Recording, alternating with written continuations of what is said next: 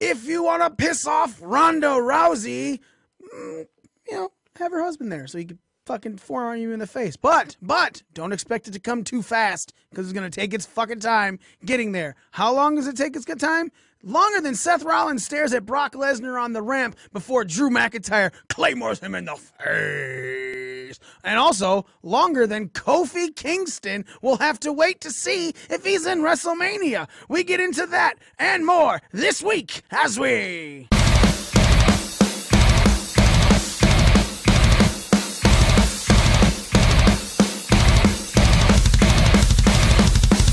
Are you ready? No! I said, are you ready? Break it down! Woo! You just made the list! Oh, I knew he was going to do that. I just knew he was going to do that. He don't need Janetti. Damn! You don't know what hard times are, Daddy. Austin 316 says I just whipped your ass. The cream praise to the top, oh yeah. It's some man!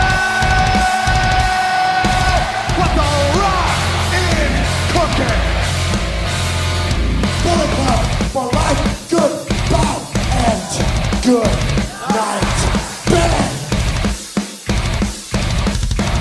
They think they got the answers. I change the questions. Oh, it's true. It's damn true.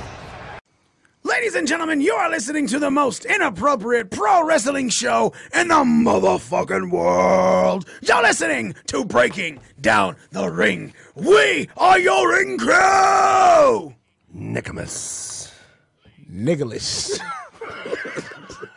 Whole effing Joe. And me, the ring crew champion, the almighty one, Mikey himself. Hey, where's your title, asswipe? That gets in the backseat of my car. I want some pro-rated title holding time. Yeah? I never got my freaking Hey, title time look. last time. Look, twice. I like how the tallest guy on our show holds back the title from the blackest and smallest guys on our show. Hey, You're not taller than me, are you? Z is, dude. What the fuck are you talking about? He's the one that holds the title back. Yeah, it does. Fuck you, nigga. Wigger. Whatever the fuck you want to call I it. haven't heard that word in I think over 10 years. Malibu's Wigger? most wanted. Oh, I say Wigga all the time. Really? Yeah, it's hilarious. I say that, and I've really brought out Cracker. I just love calling people crackers. Doesn't matter what color you are. I know, you call me Okay, Cracker all the Yeah, I time. call everyone a Cracker. I was like, what's up, Cracker? And then when people are leaving, I tell them to stay black. Really fucking weird for people. I'm just gonna make you awkward to call you my nigga. That's not gonna make me awkward, dude. I grew up in the fucking east side of Detroit. I was the only white kid in my high school. Nothing We talking about nothing this. about that makes me awkward. We had this conversation. You're in some of the area I grew up in. Yeah. I live in the Channel Park area. I was literally told by all of my black friends I was the only white guy they knew that was allowed to call them that. And I'll be very honest, I fucking said it back in the day. I haven't said that word since high school. Well, a little They bit after. fucking knighted you like. I know. I was got really nigga knighted. cool.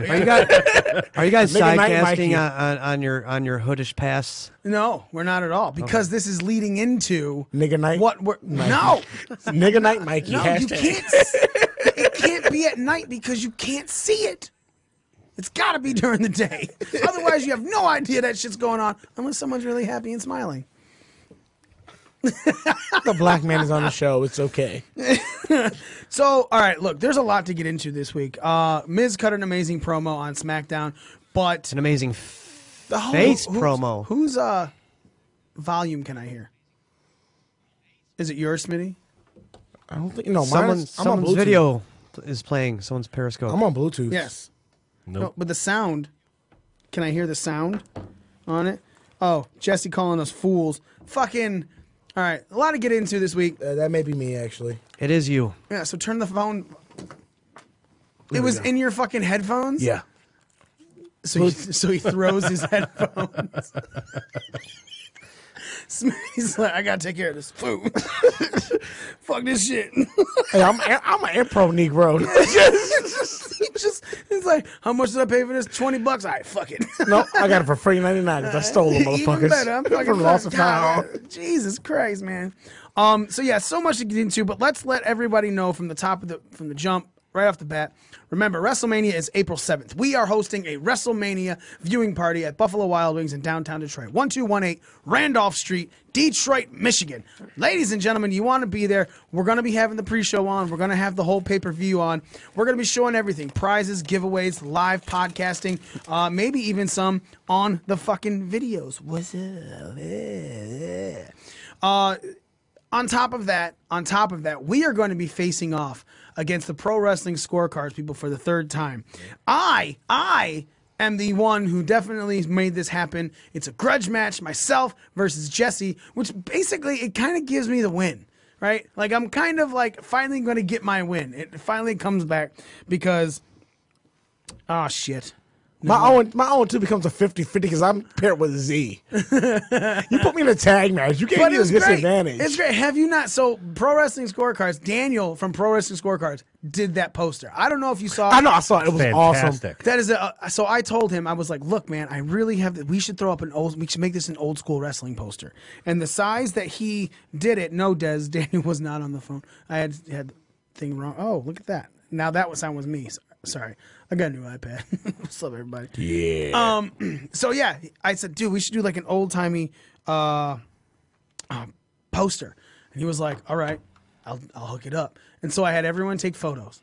And we weren't sure we were going to use the photos. But the first photo of Jesse and I for the first one was so good that he was like, all right, I'm going to use everyone's photos. And he put it all in there. So if we're going to get this up, we're going to post this on our social media. I'm pretty sure Pro Wrestling Scorecards has showed it up on their social media. We got a couple of hits on it because I saw it on theirs.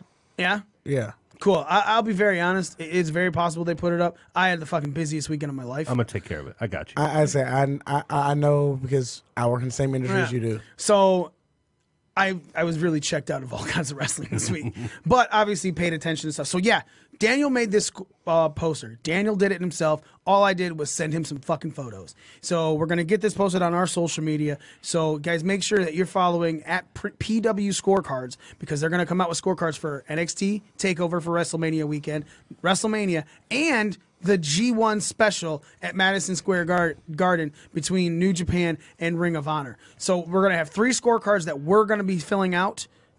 And then we are going to obviously see who wins. G1 is G1 and not versus. Yeah, whatever. I'm pretty sure someone from New Japan is going to be taking on someone from ROH, so it will be a verse in there at some point. We'll get into that. Yeah, definitely get into that a little bit more because there was a lot, man. There was some card changes because of some title changes. PW Scorecards people were at ROH 17th anniversary. Yeah, and they fucking had a blast. A lot of stuff. Dez was posting a lot of photos and videos of things that were going on in there. And look, man, I'm really excited for this because, look, it's just always fun with the Pro Wrestling Scorecards people. But you can fill out your own scorecard, all right, if you come and see us at the WrestleMania viewing party at Buffalo Wild Wings, downtown Detroit, 1218 Randolph Street, Detroit, Michigan. And if you fill out your scorecard and you have the most points, you're going to win our big prize. What's our big prize? Fuck you. You got to wait to find out. So go to our Facebook, facebook.com/BDRcast. Go to the events tab. And right there, the first top event is our WrestleMania viewing party at Buffalo Wild Wings. Click interested so you can be reminded. Click going because fuck you. You're coming. And we're going to have the whole second floor. And we're going to be having a whole bunch of fun at Buffalo Wild Wings. Now, let's talk about the first thing in wrestling right now.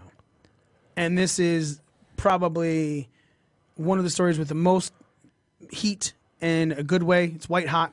Kofi Kingston. Kofi ran the gauntlet match this week, beating Sheamus, beating Cesaro, Rowan disqualified himself. Then Samoa Joe comes out. He lost. He put Kofi back to sleep. Randy comes out. Kofi beats Randy. All right.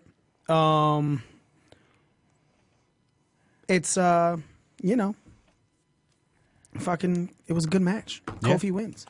The gauntlet was actually really good. Yeah, and was then really good. Vince comes out and he says, "Congratulations, Kofi. You're going to WrestleMania if you can beat this one last person." And then Daniel Bryan comes out, and I kind of knew Daniel Bryan was coming out because he came out earlier and he was in his trunks, but he had no match. And then all of a sudden he's out in this end of this match.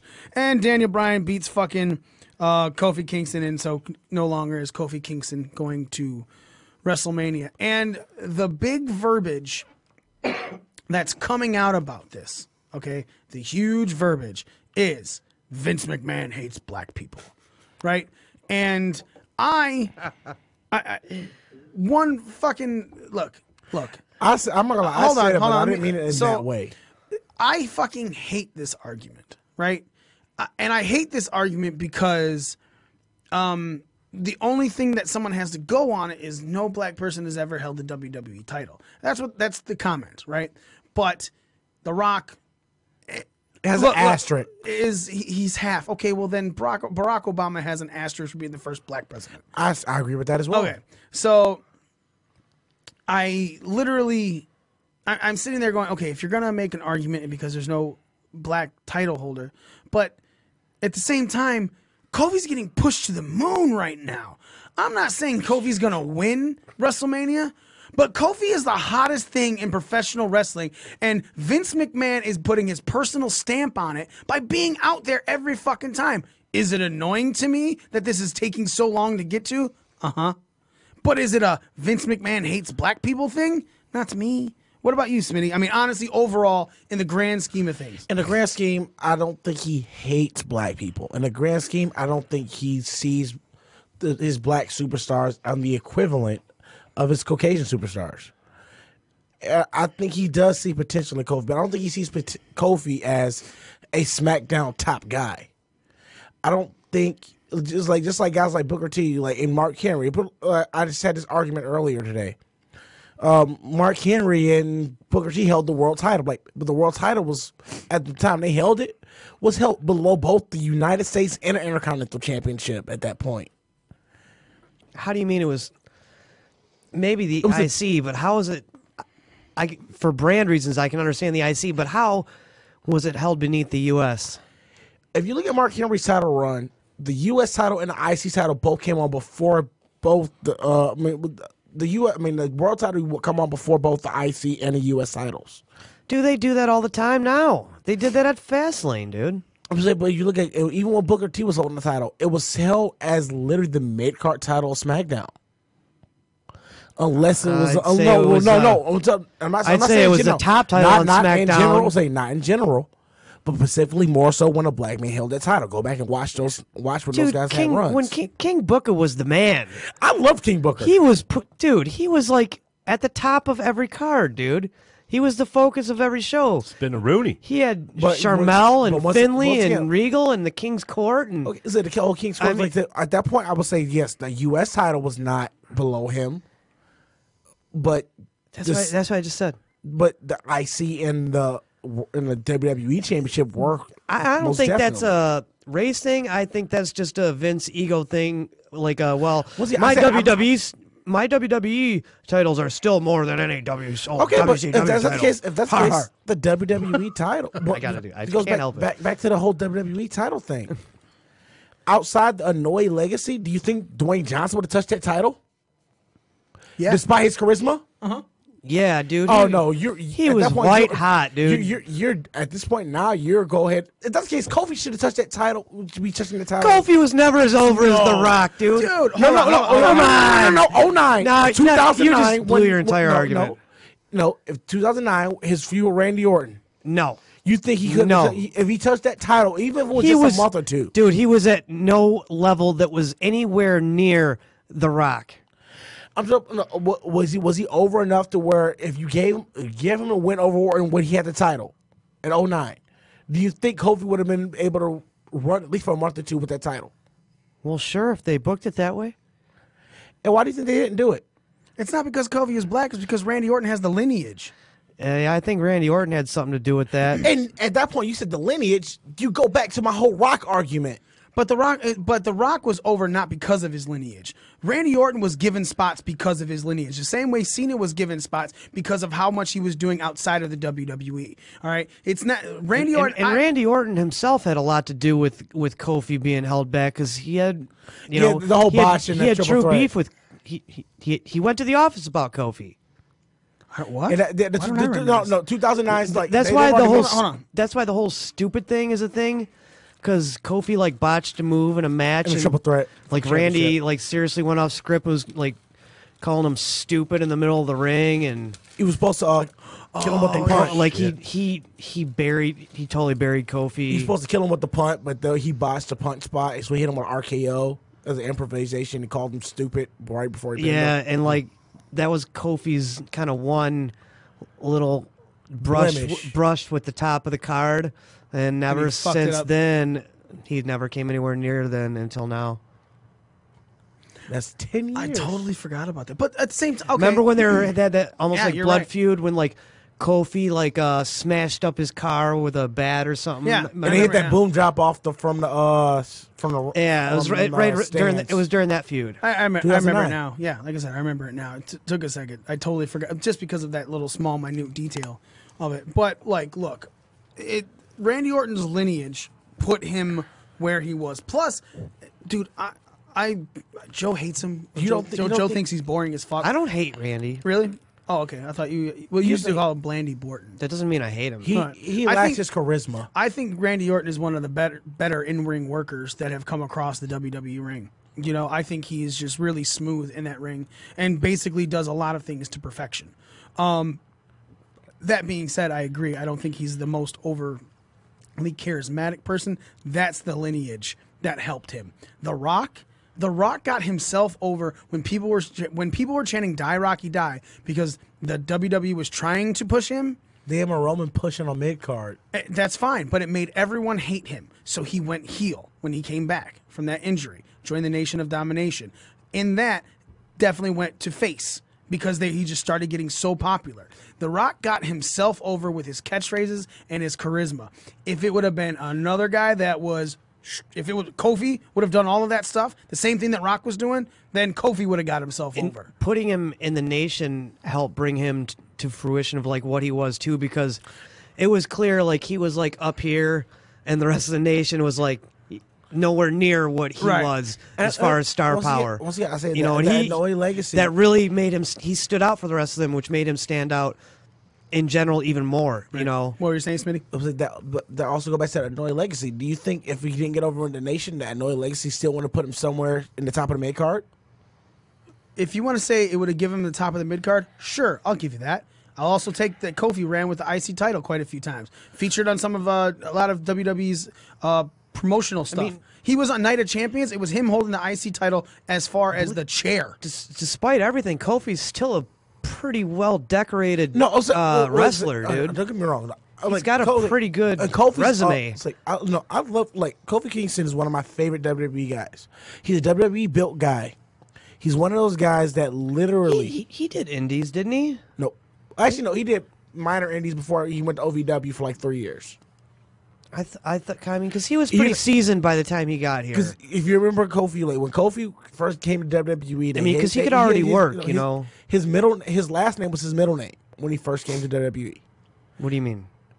When Kofi first came to WWE under the WWE ECW brand, he went under his first name, his middle name, and they put Kingston at the end of it. Which, say it, would you? Fuck, I can't remember because I had to look up the last name. You looked it week. up last week. Yeah, it was kind of long. Yeah, and I just like, and then I remember like that sound familiar, and I remember that was where he originally came on ECW for like the first 3 months. He was. I don't remember. I don't remember that at all. I agree. only remember him being Kofi Kingston. I'm very Even from his vignettes, you know, being on the beach in Jamaica, man. right by the beach. You know? Jamaica. They dropped it after like 2 or 3 months on the ECW brand.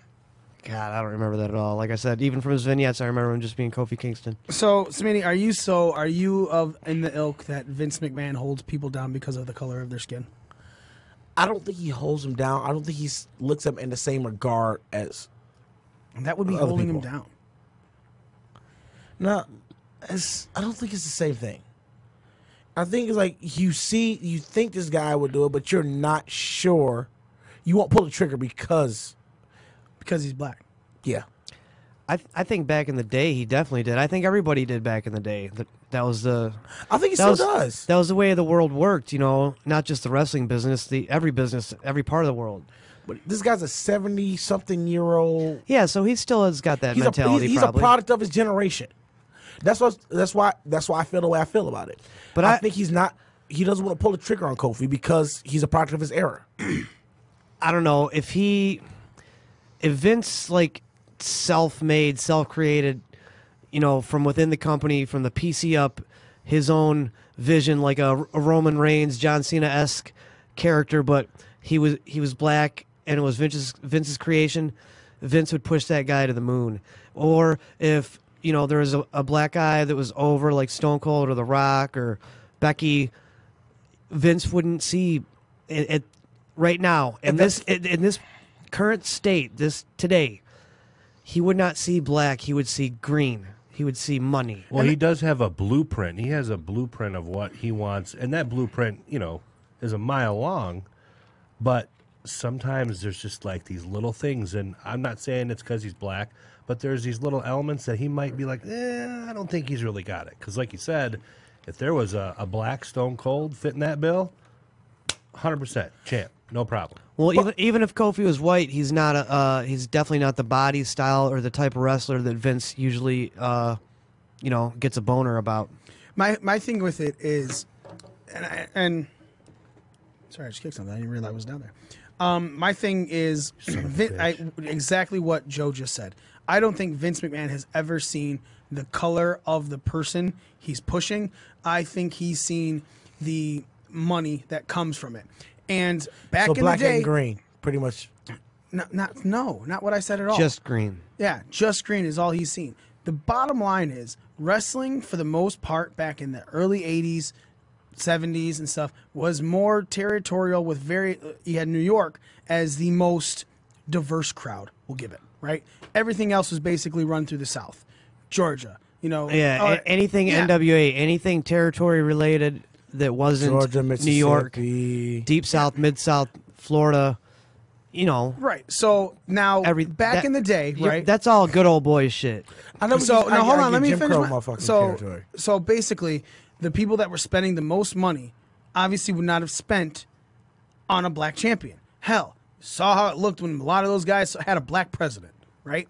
So as a company trying to make money, where you're trying to put your champion everywhere by having someone that's just black without any type of, the reason Iron Sheik is well known for being the champion, and Koloff and everything like that, they were heels from their fucking area, right? So people came there because they wanted to see them get their asses kicked. They never ran as faces. You know what, too? I know even back in the day, like I know Vince was always a big fan of it and had a real big soft spot for, because he worked around here and up in New York, Bobo Brazil. I know Vince loved Bobo Brazil. But he was a top mid Carter at best. No, Bobo was an exception to the rule. There was a couple black guys from back, you know, in the day. There were actually kind of 70s, 80s. There were exceptions to the rule. Bobo, Ernie Ladd, JYD. I mean, these guys were over. They were over upper mid Carters. It didn't matter what color their skin was. They were over. They were fan favorites, even in the South. And JYD was super popular in the South. Big John Ritter, because I've followed his career since Stampede as a kid. Like, I went back and watched his Stampede stuff. I think Vince just loves what makes him money at the end of the day. That being said, though, here isn't a bit of an interesting stat. You know that great All-Star class that Jim Ross signed and like Jim Cornette helped develop in OVW back in the day. You know, Batista, Lesnar, Orton, Cena, Benjamin, all those guys. Minnesota.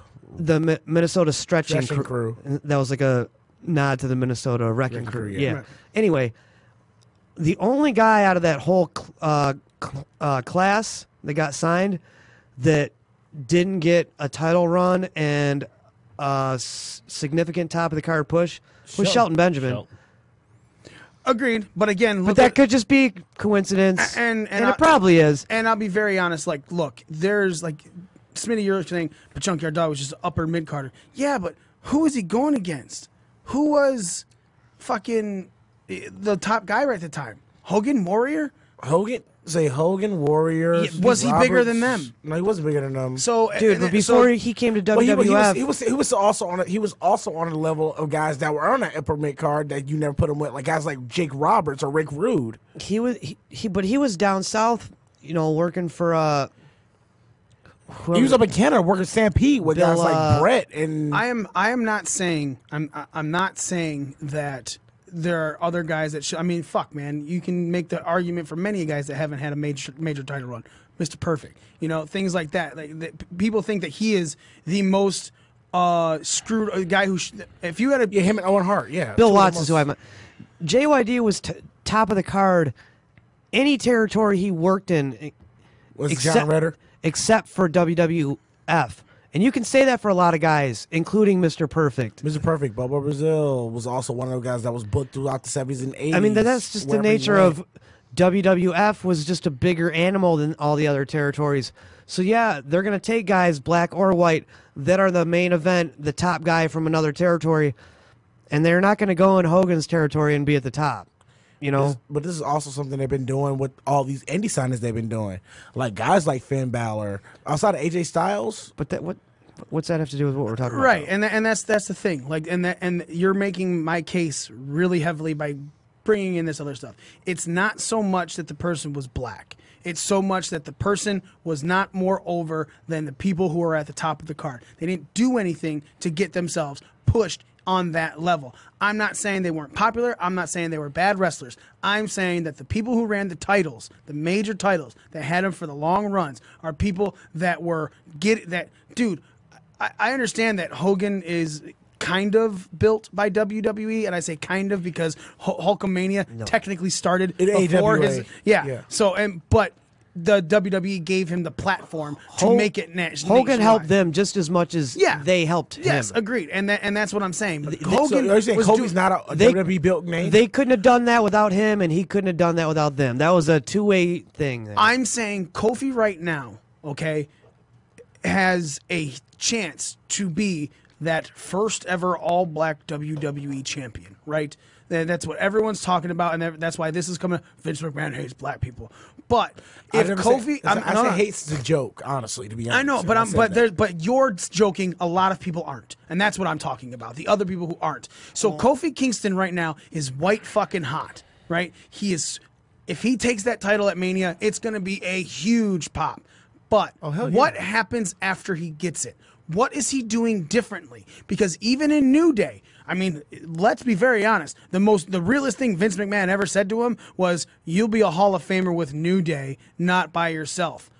I can't even argue that, because name something Kofi has done that deserves him in the Hall of Fame as a singles competitor. He had only 3-time U.S. champions, a 5-time Intercontinental champion, 7-time tag team champion. Okay, and he had creative spots in Royal Rumbles and Money in the Bank. The greatest, right? That's what you remember him from. You don't remember those title runs. You don't remember outside the New Day ones. His most significant title-esque, or at least title shot-esque run was the run in 09 with Orton. Right. And you don't remember his IC title runs as anything spectacular. And that you run don't actually remember turned out to his be US title bad runs for his career. as anything spectacular. You love the New Day title runs because they're fun. They're awesome. But outside of right now, which is phenomenal, what Kofi is doing, the matches that he's putting on, what he's going on with these guys, he is undoubtedly doing some of the best wrestling, singles or not, in his career. This is wonderful. 09. But if Kofi doesn't do something outside of that, if he gets that title at WrestleMania, he's going to fucking fizzle out real quick. And then this whole fucking narrative is going to come back when it's really just as much about the fucking wrestler as it is about what Vince McMahon is going to do to you. And right now, Vince is giving his stamp of approval to Kofi Kingston, and it's not because he's not black. He's black enough. Finally, I can do this. Yeah, that's the part. Vince is playing the billionaire white elitist that's holding the black man down. That's the part he's playing on purpose to get Kofi over. This whole thing has went from organic to now it's being manufactured. I agree. They're trying to like recreate Daniel Bryan's, and it's you just can't do that, dude. You just can't do that. And the answer, And yes, when he replaced Mustafa Ali in that first match, and it was just awesome, and it was beautiful, it was great, it was an organic moment, and the fan hype was real. And that first, like, yeah, let's put a rocket on him right now, but now it's the way they've gone about it since then is like so WWE'd it. so contrived, it's so forced, it's just so manufactured, it's so produced, it's taking you out of the game, man. It's, at least it is me. I don't, not totally, but it's taken what was really fun and cool to now it's just like, yeah, it's WWE again. And Joe, that was, like you said, a perfect segue into talking about this Kofi situation. But I want to answer your question, but what do they do after if he does win? Yeah, it's like, and part of it is fucks with this whole, like, putting Vince McMahon inside this whole situation fucks up. It gives you something to work with, but it's something that WWE does not want to work with. Is what Kofi as champion used Vince to keep putting obstacles in his way to lose the title. All right, but again, then you're doing it even more. What's already annoying people now, right? Like this is the second gauntlet match, and you put him through more stuff. And everyone was like, last week, I was like, I'm getting kind of burnt out on this. Like, he needs to just finally be told you're in it, and then it was taken away. It's like, look, you can only. It's similar they just to the keep Ronda building and Becky. walls in front of How many them. fucking times are you gonna pull this thing? Do you think the race card is another reason that people are so much more pissed about it now? I'm going to tell you this right now. Yes, 100%. I feel 100% positive that if he was another white guy, that we'd just be it would be just like watching Becky, and it wouldn't be as big of a fucking. And those people that are getting that bent about this and don't realize that this is like a kayfabe storyline thing that's only. Well, see, and that's why I say only meant to make Kofi look better at the end of the day. Smitty, stop saying that. People that don't realize that, I'm sorry, man. That's some straight up naivety. Yeah, you're very naivety on there. Yeah. You're being very naive and very ignorant if you think that this is like a serious race thing against Kofi. It may be built on paper, on storyline to look that way, but that's what it is. It's a freaking story, man. This is a TV show. Get over it. Smitty. Is it not still to suspend your disbelief, which is one thing we talk about WWE has lacked to do? I'm not going to argue that. It's good a suspension of disbelief, but at the same time, if it's not in the right way, people are getting up in arms over this shit. That's ridiculous. This is becoming an actual thing where people are. The society can't handle anything anymore. Yeah, we're not talking about that. We're not talking about Snowflake America. It is kind of it does kind of point to that though, because people are getting way too upset over a storyline in a TV show. If this were 15 years ago, people wouldn't be crying the race car. Exactly. That's what I'm. You know what I mean? That's what. I'm not gonna say they would not be crying. Not nearly. Not as not bad. like this. Not as not bad. like this. That's what my last statement was going towards. What you just said. Smitty, are you checking out of this Kofi story because of how it's going? I'm not checking Hell out. no, man. I'm not checking out the Kofi story, but I am annoyed. I am annoyed. Why are you? What are you annoyed about? I'm annoyed with the fact, I have bought into this, and I also, as a black man, watching this product for 20 plus years, and I'm just seeing stuff I've seen my entire life, pretty much, unfold in fiction, and I get the wrestling to get away from fiction for lots of the part, and seeing reality put into fiction at some points, it annoys me because it reminds me of stuff that I've gone through myself. It reminds me of things that people I know have gone through, and the whole background between black people and having to work 10 to 100% harder than our white counterparts. 10 to 100% harder? You mean 110% harder? Let's go with that. Nick, this Kofi storyline with everything, how are you in with this? Well, I mean, to be honest, it's a little annoying, because it's like you were talking about. Like, I want the payoff now. Fucking put him in the match. All right, we know you're going to end up putting him in the match at some point. Okay, the gauntlet match should have been it. That should have been it. Should have been done. He fucking pinned Randy Orton in the end. Call it a day. You already fucking put him through the ringer by putting him in a match with the top stars on SmackDown. Yeah. For all intents and purposes. Literally. your top 5. Yeah. And no people matter outside of how he Bryan. beat him, he fucking beat him. Yeah. So let's call it a day. If you want to give him the title, give him the title at WrestleMania. If you don't, I'm cool with that. But let's move the fuck on. So here's the thing. As of right now, recording this, there are 2 episodes of SmackDown before WrestleMania. There's 2 more times that WWE could. You definitely know it's going to happen. At least there's definitely something for Kofi to get into it, Within the next 2 weeks. right within this week, right? And then maybe a contract signing the week after or something. But it's like, I agree. It's just so long and drawn out that it's becoming annoying. It's the same reason Becky fizzled out. Like you went Bums me out. from one of the most hyped up WrestleManias in the fucking world to now the only thing that has hype is Orton AJ? For nothing. Right. A nothing match. A meaningless match. Right, just because people want to see 2 of the better in-ring workers go at it and probably steal the show. There's nothing to give a shit about, man. There's not.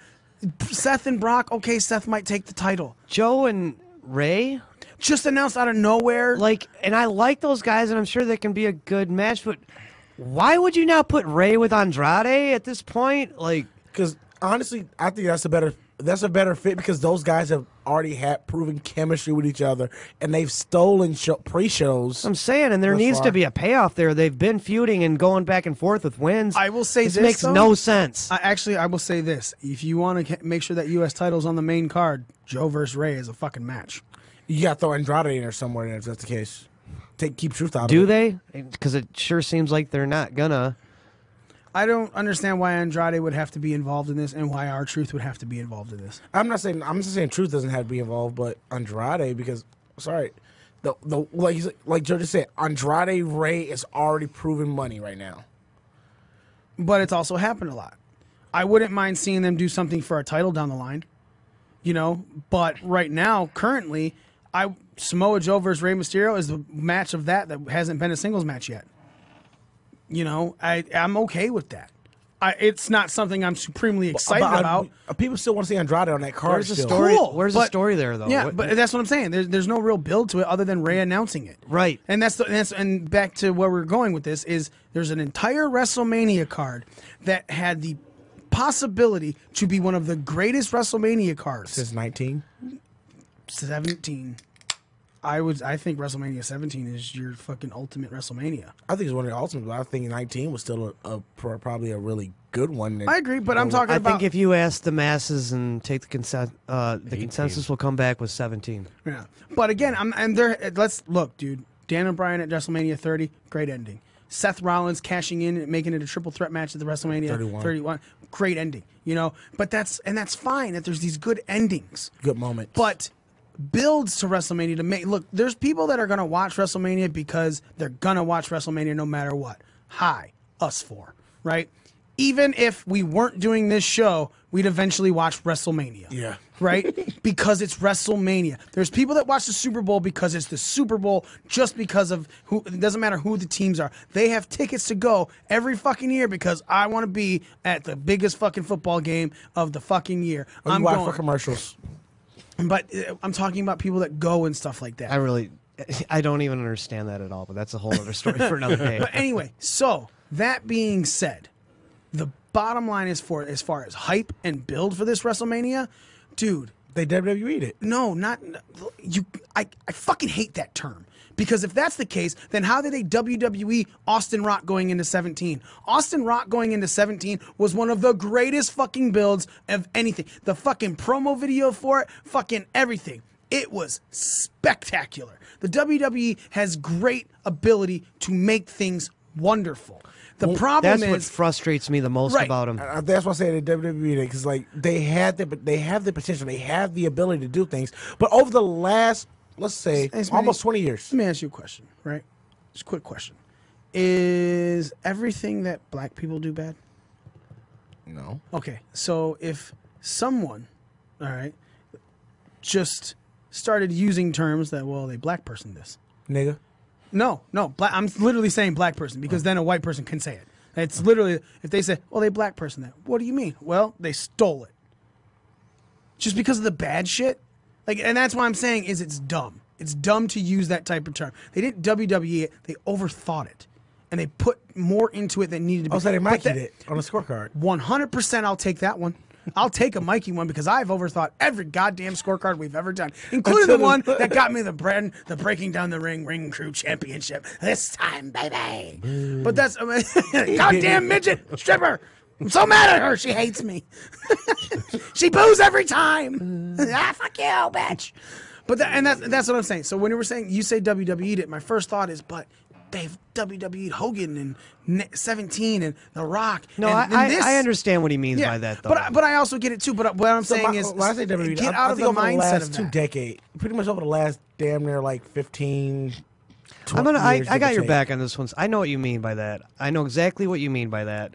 They're too big for themselves, and when I mean WWE, they're like they overthink it to the point where like you've completely lost what WWE used to be.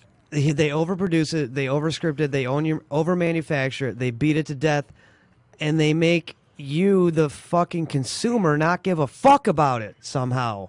Don't know the exact way they got there, but that's where you end up. They bought out their competition. That's what the fuck happened, to be honest. They signed way too many people to their roster that they're not using at all.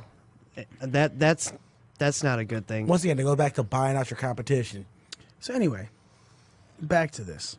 The WrestleMania build. Because of this, with the Kofi stuff, with the Becky stuff, they have brought in, what they have done in overdoing these storylines is they're killing the build for it to get a casual fan to stay in. I understand it. We've said it over and over again. Look, the ending is great, but it's not the ending I want. I don't want the ending. I want a journey. I want a good journey. I don't give a fuck if the person's going to win at the end of a movie. You know, I knew what fucking Darth Vader was going to be before the fucking prequels came out. Doesn't mean the fucking prequels of Star Wars were great movies. You know? Revenge of the Sith was. It was good. Yeah. You know what I'm saying? I'll agree with that. But those first two were horrid. People went and watched them because they wanted to watch a Star Wars movie. Yeah. They did box office numbers because it was a Star Wars movie. This is going to do big numbers because it's WrestleMania.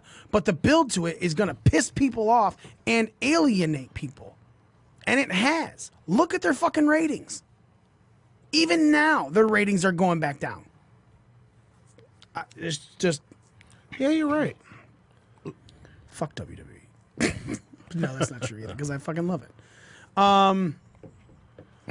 Are we still getting back into ROH and fucking New Japan? Like, I've been paying more attention to that. Let's talk a little bit about that. Joe, Smitty, you guys obviously have you watched all the ROH stuff that happened? I've been watching bits and pieces. I know things. I watched 17th anniversary last weekend. I watched some of it, which, like I said, our PW Scorecards brethren attended. Yeah, man.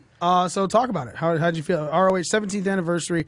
Obviously, some of the builds going into what's going to be happening at the G1 Supercard at Madison Square Garden Definitely Saturday some things before that happened WrestleMania. there has some definite implications on April 6th, the G1 Supercard at MSG. Well, first and foremost, give me one. I'll be quick, Smitty. There was supposed to be tag title versus tag title match at the Garden. The Gorillas of Destiny, Tama Tonga and Tonga Leo versus the Briscoe brothers, IWGP Heavyweight Tag Team Championship belts versus Ring of Honor Tag Team Heavyweight Championship belts. However, at 17th anniversary, PCO, who is not human, and his tag team partner Brody King defeated the Briscoe brothers in what was an unbelievable match, to say the least. Aren't they Villain Enterprises as well? Yeah, they are. But Marty was not with them on that one. Marty had his own thing, and Will have his own thing at G1 Supercard. But so, yeah, I don't know how. So that's definitely going to change what was already booked at G1 Supercard. I don't know what's going on there, but either way, I think it's going to be fun. And as I stated before, if you haven't seen PCO, you need to get you some PCO because that guy is fucking crazy. So also a couple of days ago, this is another thing that happened on the 16th on Saturday. Villain Enterprises. Your message didn't make any sense. Villain Enterprises won the 3-man tag team championships from the Kingdom on the 16th. Okay, because that's not how your text came off. Yeah, that's. I Keep figured you going already with the saw story. it. Keep going with the story. I figured you already. Well, and that goes back into the whole how G1's ROH title match was changed because on ROH TV this week they announced that the ROH World Championship and that was is a three-way ladder match between Matt Taven, Marty Scurll, and Ring of Honor champion Jay Lethal, which originally it was set to be Jay Lethal versus Marty Scurll. I liked Marty Scurll put out a tweet quoting it, and he goes, "How does one learn how to fall off a ladder?" Yeah. and for that, like that was I posted something like that's what goes what Joe was talking about in our message in the messages, like because I found out it was the triple threat, and he told me about the tag match, and like he said my message made no sense, and I'm like, did you not catch the? I didn't get to say it, but. No, because you made it the way you wrote it out was like you made it sound like that the heavyweight championship ladder match was changed. You were like it changed from Jay Lethal to originally it was 1-on-1 Marty Okay. Scurll versus Lethal. Right, and now it's changed to Jay Lethal. But you made it sound like it changed to like a 6-man tag or what? You just kind of comprehended what I put there. Yeah, it was kind of just. So is this building up to be one of the better ROH New Japan shows that you, in recent memory there, fucking Joe? Sorry. Yeah, another thing. Yeah, I think it is. Another match that got booked at 17th anniversary for the MSG show is Dalton Castle versus Roosh, one of ROH's new signees, who is, I believe, the actual founder of the Los Ingobernables. In Mexico, not Japan. The Mexico, the AAA, yeah. With who was obviously associated with Andrade and Naito when he was on excursion there. Right. So and he's I don't know if you guys have seen much of him. He's got star power potential. This Roosh guy. Roosh. So but he's really good. He had a match against Bandito at ROH 17th anniversary. You've seen Bandito at All In. Mm-hmm. That was a really good match. Bandito's also kind of semi-contracted Impact as well right now. I didn't know that. Probably see Bandito. Not probably. I mean, we'll see Bandito one way or another at the MSG show. See, because I am excited for this, and I'll tell you why.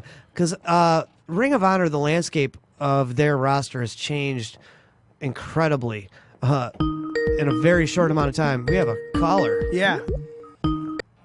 Ladies and gentlemen, on the phone right now, the one, the only Des from Pro Wrestling Scorecards. How are you, love? I'm good. What's up, Beach? Hey. Hey, that's your opponent, Nick. You have to be mean to her the whole time. Hang up the fucking phone. I'll be his Paul Heyman. What's up, bitch? So, Des, who all went to it? It was you, Daniel, Jesse went? Jesse only went the second night for the TV tapings. Oh, no, sorry, I forgot. He did go to both. That's menopause kicking in. He's so memorable, he's forgettable. Yeah, no one really likes Jess. And just talk some shit from Nick over here. That's a little bit of menopause kicking in as well. So how were the shows? They were a lot of fun. I haven't watched the regular shows lately, so I haven't really kept up on what's going on, but they were really good. The Jay Lethal match against Matt Taven was amazing, but I had to pee halfway through, and I didn't want to leave because I didn't want to miss the ending. And then it fucking ended in a time limit draw. I was pissed.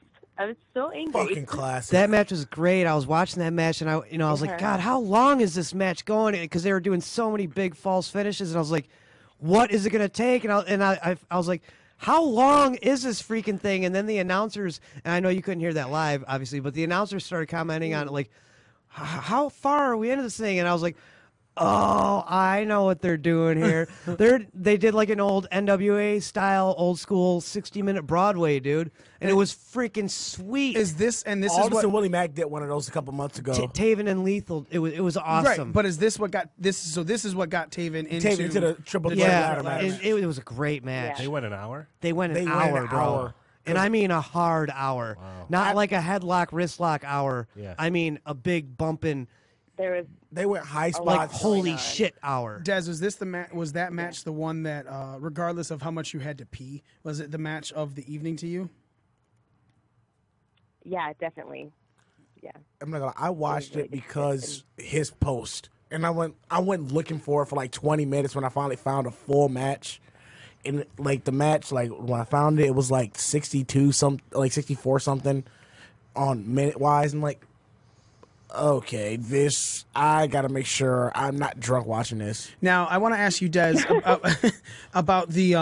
I was drunk watching. It was still sweet. And it was so awesome. I still remembered most of it and everything. being there, being at an ROH show. Obviously, you've been to some of the WWE shows, like you guys were at Royal Rumble and everything. How was the feel for this one over being at a WWE major show? Well, I mean, ROH is at Sam's Town Live, and it's a pretty small venue, so everything feels more close and intimate. But I like the ROH shows a lot more. They're fun. You throw the streamers and you try to get it into the ring and not accidentally hit people.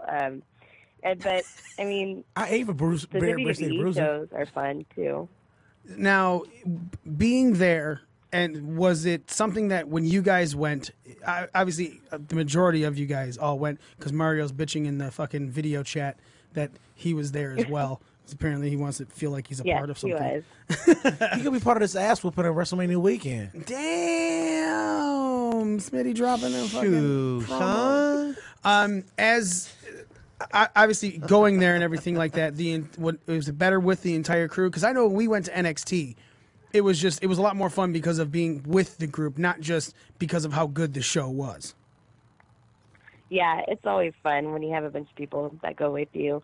Danny's sister and her husband went on the TV taping nights, and that's fun too. But Mario's always fun to sit next to because he yells a bunch of crazy shit at people. And that's entertaining in itself. God, definitely sitting next to me. So what was he yelling then? Now I got to know. I don't even remember. It's just a bunch of dumb things. I don't know. I have a horrible memory. You remember you're married, right? Yes, okay. that I do know. Sometimes. I want to make sure you weren't forgetting about Daniel because that's my friend, and we're friends. They touch tips when you're not looking. Mario said Smitty's the reason he doesn't want Kofi to win. You also suck his dick, and I said, give me a microscope. Oh, jeez. So taking away from this, did it make you much more excited for the G1 Supercard than you were before, or are you still at the same level?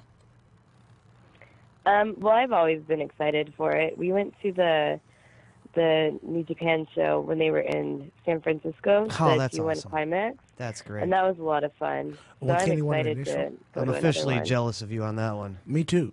Kenny won an initial U.S. championship at that one.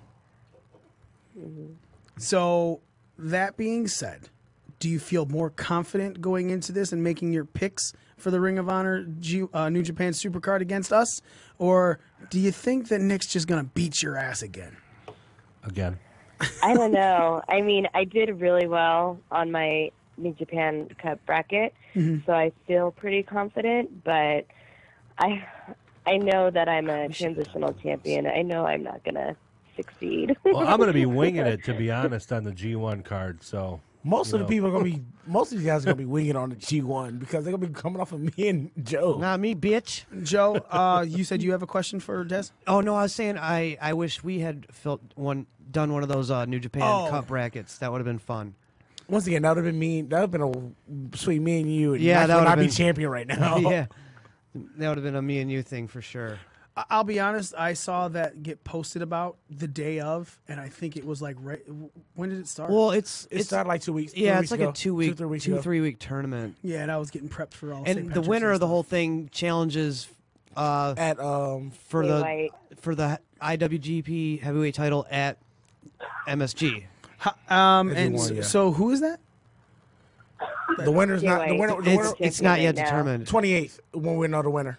Okay, so it's The tournament's still ongoing. It's It's ongoing. The winner will be determined by the 28th. been some great matches in it too. who Jay White's the title holder, right? Yeah. Jay White's title Correct. in IWGP. So whoever wins this New Japan Cup will face him At April G1. 6th. April 6th. April 6th? April Whoa, 6th. she's married, April sir. 6th, New York, MSG, G1 Supercard. Also, April 6th. What's her name? Where does she live? I don't know. She's O'Neal and she's hanging out with a bunch of turtles in her apartment in New York. Do That's the only bitch. Do their She like gets my little tape. turtle dicks do the same thing as their turtle heads? Like I don't know. Go in and out of their shell. Des, I want to ask, She sounds like a lonely bitch. I'm pretty sure I can get in. who is your favorite to, or who do you want to win the New Japan Cup? If I was looking at the bracket like earlier. Man, I had Kota Ibushi winning, but now he's out, so I don't know. Well, I of the don't people know. that are left in. Ooh, I was just looking at this bracket earlier. Honestly, I haven't checked up on my bracket, so I don't know who's still left. Well, it's all right, but you know that you're gonna lose. So. I really think it's going Yeah. to possibly be Naito, Thanks. actually. You think Naito? Possibly. Naito still got some like hot behind him, and even though they're trying to run him as a heel, he's still also over in Japan. He's a babyface. Oh yeah, he's so over. It's Yeah. like what Bullet Club eventually became a being was they were just so over. They were, regardless of all the heel stuff they were doing, they were face. Becky Lynch was again like. But the funny thing is like Bullet Club's back to being heel since Jay White's been at the helm. No, yeah, I agree. But we'll get away from that. So, Des, overall, is this one of your better experiences at a wrestling show, or would you say you've had a better experience at another one, even if it's just a plain indie one? Well, we were at the WrestleMania 31 when Seth cashed in the Money in the Bank. You were briefcase fucking there? and Yeah, so I was super excited about that. That was amazing. But it's one of the better experiences that we've had. There's nothing like WrestleMania because I was at 23. Yeah, same. I was at 23. I was at 23 and 18. Nice, dude. Yeah. Oh, you were at Rock versus Rock versus Hogan. we drove to Toronto, dude. Wow. I'm telling you what, man, you could feel the electricity. You could feel the Hulkamania running through your veins, brother. I'm not kidding you. I watched. It was an actual feeling. I watched was it like, I live. get it. We were looking at each other like, dude, it's real. Like, I can fucking feel the Hulkamania. We were hulking up and shit. It was awesome. Me and my cousins. It was actually great. Me and 12 of my cousins put like $10 a piece to try to go buy WrestleMania. We all bought pizza and stuff like that. It was 12 of us, so we had like $120. So we bought pizza and pop and bought WrestleMania 18. That's and awesome. It was awesome. That's great. That's spectacular. That's exactly what it should be. That's the type of feeling that you should have. Des, do you think that this WrestleMania, because obviously you guys are going, are you thinking that this WrestleMania is going to be just as special as that, or are you looking more forward to being at the G1 Supercard? I am way more excited about being at the G1 Supercard. And then we're also going to, we're also going to the penis party, Joey Ryan's penis party. which I'm super excited about. Whoop, whoop. Is Priscilla Kelly going to be there? Who the fuck just screamed? That hurt. Sorry, that was Is Priscilla Kelly going to be there? With all her vomiting on gonna penises. Priscilla puke on Kelly? something? Yeah, Or I think she's supposed to be there. is she gonna I throw up love on her. something or pull something out of one of her orifices? They're killing wrestling, man. No, she's Goddamn. made wrestling more interesting. Right, yeah, fuck her. it's fucking fuck the critics. Now, is that the excitement for the G1 Supercard more for that because of what WWE is doing to the current storylines right now, or is it just you've always been more excited for this G1 Supercard? Well, it's just because I'm not interested in WWE product right now at all. Right there with you. Yeah, I haven't been watching. I decided to boycott them, and that's why we don't have cable TV anymore. So Holy every shit. time I read That's something about bold. them on You're a Twitter, woman I'm after just, my own like, heart. Over it. She's married. I know, but I've been hating on WWE for a while now. So I'm getting you. You I'm guys picking up drop- what you're putting down. You guys dropped cable Yeah. because you didn't want to watch WWE anymore? They suck, man. Well, yeah, we don't have live cable for anything else. We use Hulu and Netflix for all our other shows. So Oh, the you're only like reason me. we had Sling TV was for wrestling. That's exactly what I do. I guess you could watch it on Hulu if you so gave a fuck. Yeah, but we haven't been keeping up on the Hulu version either. I'm over it. That's I really the don't shrunk care what down they do version. now. They're like, nope, fuck it. Yeah, that hour 50, that hour 30. No wonder why they're losing on their scorecards. Yeah, not man, even you guys watching. aren't even watching the show. No wonder. Yeah, we haven't been watching it. Oh my at god! all. And yet, did Daniel still come in second place for Fastlane? Did you come in second place for Fastlane? Tell my friend I said hi. Nike says hi. He said, tell my friend I said hi. He says hi. He came in last place, he said. Yeah, He well, and Jesse are playing PUBG right now. Do you guys still at least watch the pay-per-views? Yeah, Well, they have to we for the watch fucking pay-per-views, scoring. For the scorecards. it's literally. Well, I mean, you can read the results online just as easily. I mean, you don't really have to watch if you really didn't want to. Well, I don't think anybody really counts how many aerial moves and stuff like that there are. I haven't seen that, at least. But the last pay-per-view during Fastlane, I was in a Benadryl coma, so I wasn't really paying attention. Why were you in a Benadryl coma? Did you have the flu? I've been sick off and on all year. Well, you feel better because we want you at full health when Nick whips your ass WrestleMania weekend. Like, I turn, bitch. Notice how she mentioned aerial moves because she put like 45 for that one match at the Royal Rumble. Yeah. Yeah, I've definitely rethought my strategy. Now I have to think how many minutes there is going to be in the match. I bet you there's determine some if mark there's gonna site be out there an aerial move. that keeps track of every fucking stat for everything. I'm sure there is. There's gotta Probably. You would think. I mean, if not, there's definitely somebody in Las Vegas doing it every be. Yeah, dude. Yeah, because yeah, there's That's gotta true. be. So- I bet you could do the whole PW scorecards thing without ever watching the product ever if you really wanted to. You could find some source that would track every maneuver, every little stat. Oh, that would be wonderful for you guys. 'Cause then you would never. Yeah, you could do that live would be- scoring as you're getting it. All right, Des, thank you so much for calling in. Pleasure talking to you as always. Because it's usually Daniel that calls in, so I love when it's a different person from you guys. Yeah, Which means definitely. Dan Yusa. It's We fun. need more people. Daniel and Jesse are playing PUBG right now. They're playing their massive multiplayer online role playing game. Fuck, my phone's about to die. And Smitty's You phone's guys are about to die. playing your massive online role-playing game. So, Des, thank you. It's like Fortnite. Yeah, and it was first. Yeah, exactly. And it's not cartoony. No, not at all. All right, Des, thank you so much for calling in. Pleasure talking to you, love, and we'll definitely talk to you really. real soon. Sounds good. Bye. Bye. My phone died as soon as I found a card for this damn thing. What? Your phone's dead? Yeah. Well, that sucks. I mean, need somebody to give me a ride home. You can just charge your phone. You have an iPhone charger here? Yeah, I got one in my car, but we'll go on from that. So let's talk a little bit. Obviously, we've been talking a lot about SmackDown with the Kofi stuff. Let's talk about some of the things that happened on Raw, including a lot of Drew McIntyre. Drew got a lot of fucking time. He opened the show and he closed the show. You know, sure, Seth Rollins was a part of that, you know, with the opening and everything and the closing, but it was a lot of heavy focus on Drew.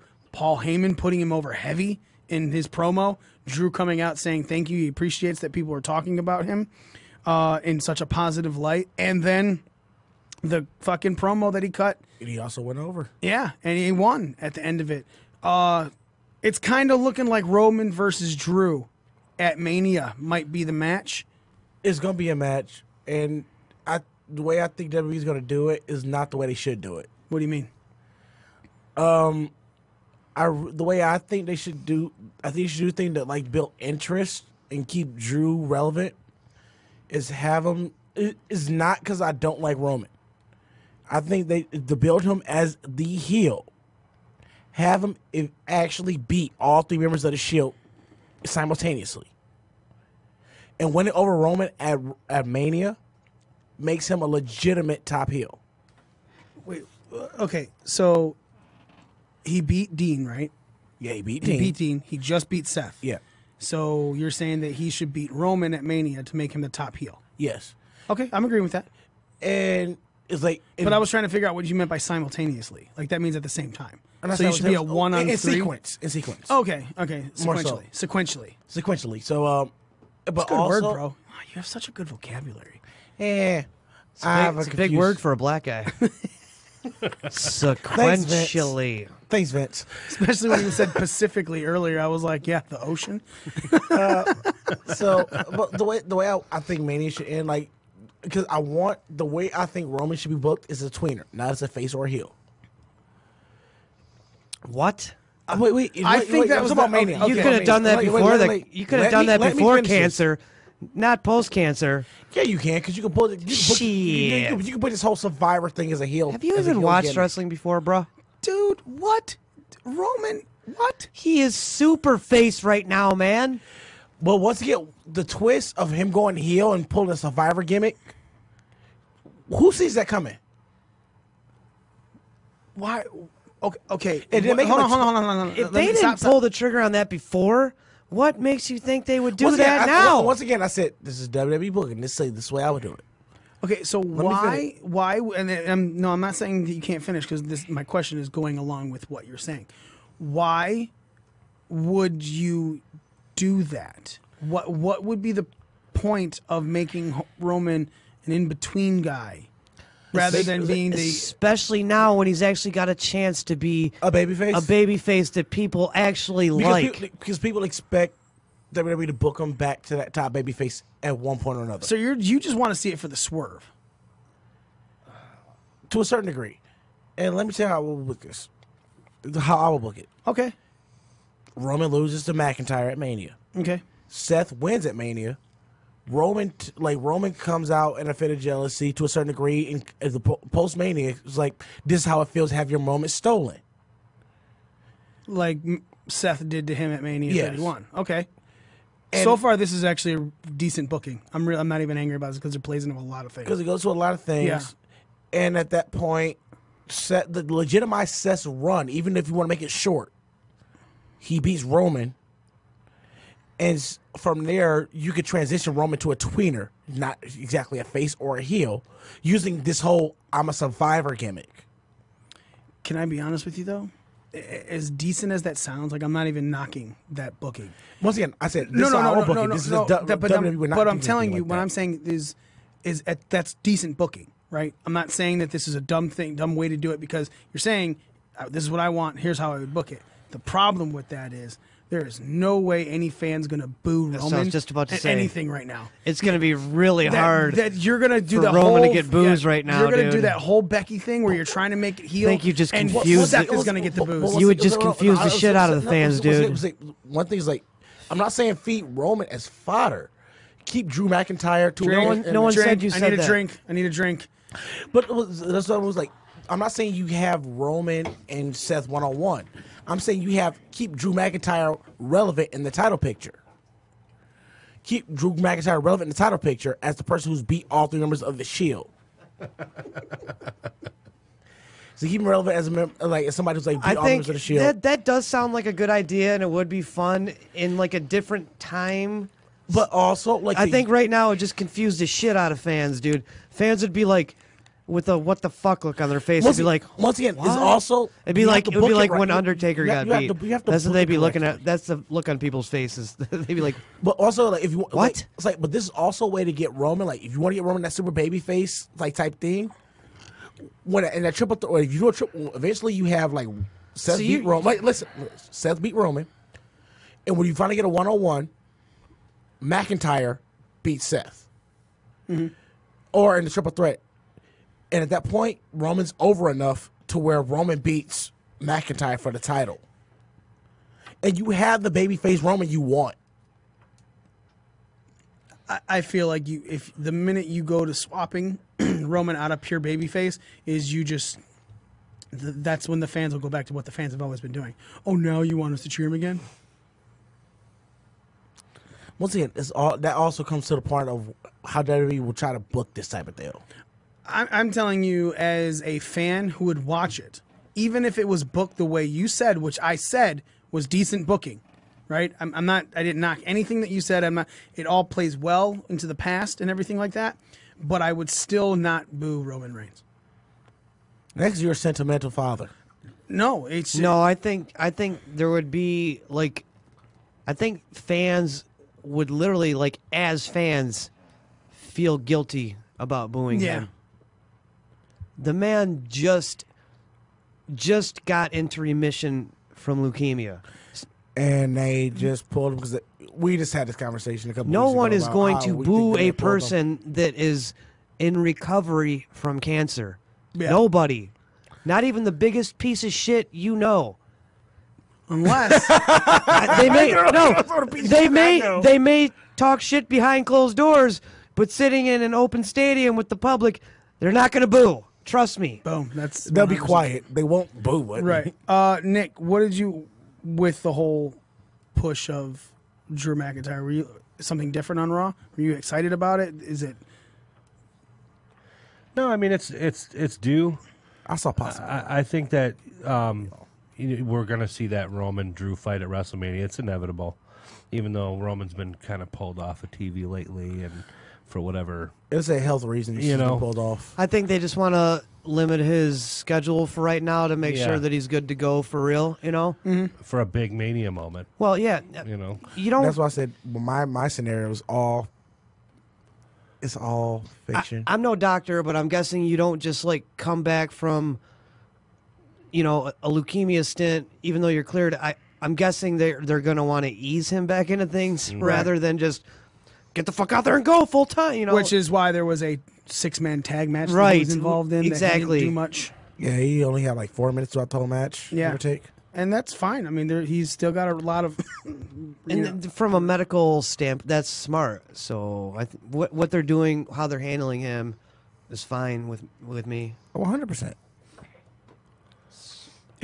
So the whole. Are you wanting to see Drew McIntyre go over, or would you rather see Roman go over? Even knowing the past and everything like that, is this Roman deserves a win, or Roman should put Drew over? I think he should put Drew over. I think it's too soon for Roman still to. If you're not going to put him into a full-time schedule, which I don't think would be the right thing to do because of where he's been over the last 5 months, let Drew do it. Drew will take it and he'll run with it. And he's a really good heel right now. Yeah. He's really over as a heel, and he can just keep on running with that. And, It goes back to my end-all be-all. Seth takes the title, loses to Drew, and when Roman's over enough and healthy enough, they're going to put the title on Roman. I can see Seth and Drew at SummerSlam. I disagree. I say Money in the though. Bank, actually. I disagree with you guys though. You think That's Roman a- should go over? Yeah, I think he will just because. Oh, he's going to go over. I don't think he should. Because it's a feel good moment for Yeah, WrestleMania. It's true. WrestleMania is not. You don't usually send. You want most of your storylines to kind of end up with a happy ending. With they all can't be that way, but with Roman Reigns and what he just went through, I think the best idea would be to give fans a happy ending payoff at the biggest show of the year, especially fresh off a leukemia comeback. Because Drew is the guy, I think, moving forward, just not this year. So he can take a loss this year. They got a whole year to do whatever they want with him to make him strong. And a loss to Drew at Mania. Make him a strong face, make him a strong heel, make him whatever they want to be. And a loss to Roman Reigns coming back from leukemia as a Superman-esque character is not going to hurt Drew McIntyre in the least at all. Will it help Roman? Yes. I don't Yes. think I don't think it helps And you know Roman. what? Because of past history. You know it what? would not. That match, honestly, that's not even about helping Roman or Drew, honestly. I think that's about helping the fans and the kids and the Make-A-Wish patients. Yeah. And it's not even, at this point, it's bigger than all that. Yeah, that's a good point. It's not about helping Drew. It's not about helping Roman. It's about giving the kids a hero. And Roman is that hero right now. And you can make Drew look really strong in this match. Yes, You don't and have to go he over ro- to beat you. get Yeah, over. you don't have to make Drew look like shit to make Roman. As a matter of fact, you can make Drew look like a badass, and just kick the crap out of Roman, and Roman win this thing, and they both look fucking. So I've seen the 09 match. Because Drew looks like a badass. Roman beats up or barely pulls out a victory, however it ends up, over the badass. Comes out looking like a hero. They both look like $1 million. Everybody wins. The company wins. Drew wins. Roman wins. The fans wins. Everybody wins. Yeah, that's a good point. And I completely agree with you. Roman's gonna go over. And I believe Roman's going over. And it's 100%. and but I also don't think that Drew should go over. I think that Drew taking a loss right here in that situation, because It's of the the right thing to situation it do. is, not just the right thing to do, it's not going to hurt him, and that's all that matters. Yeah, I said that. You know, yeah. Agree, I 120% agree. Drew with Joe. is the guy. Drew is the guy. wanna Just see not what- this year. He's the guy next year, I believe. I think I'm a little more educated on it now. And I feel I like definitely- I actually, no, honestly, that's a good I actually point. feel like Drew beating the Shield in succession, it solidifies him more than him going ahead and beating the other two and then losing at Mania at the biggest stage. But he's beat Roman, he's beat Seth. I mean, he's beat Dean, he's beat Seth. He demolished Roman on the outside. He's going to be just as strong in this match. But Roman's a survivor. So, and Literally. That's what I said. Literally. The whole tweener half heel gimmick would work for him. Not right now, though, man. Again, I think that Yes, you're- it would. I think This is your the best booking time of- to do it. No, I think it's your- not. I think your booking of it was great. The problem is The timing is wrong. The timing is wrong, and no one would buy it. No one. And I don't think that Once his, again, you pull the trigger while something's white hot. Don't wait on something on certain thing. You don't need to wait. Roman, what? Roman's heel run isn't white hot. Joe, can I have a beer? He's not a heel. That's my point. But that's what I'm saying. Like, I said, give him a tweener heel. Okay, at first I said heel, but I want to give him a tweener heelish type deal. again, that's dumb. The booking of it was decent, but it's a dumb idea, and it'll never fly. This right now, it couldn't fly for a year. Let's agree to disagree on this one because, like, my standpoint is, I'm looking at things from a wrestling fan from a standpoint of not being so sentimental to him being like You're looking at it as how you would do something, what you would do, what you want. The problem is it's a company that's built around a strong majority of human beings that aren't you. Well, and that's kind of how I was thinking about it at first too. Not considering the cancer thing, just considering what it is. But when you put it in a bigger perspective, the way Joe did from top to bottom, it wouldn't make any sense for Drew to go over at Mania. It really wouldn't. Like you guys said, he could beat the fuck out of Roman, and lose, and everybody wins. You know what I mean? Like, thinking about that bigger picture, it just... So my biggest problem with that is, this is the way you've always tried to book Roman at this point. Yeah. And you're going back to the same old blueprint. No, you're not.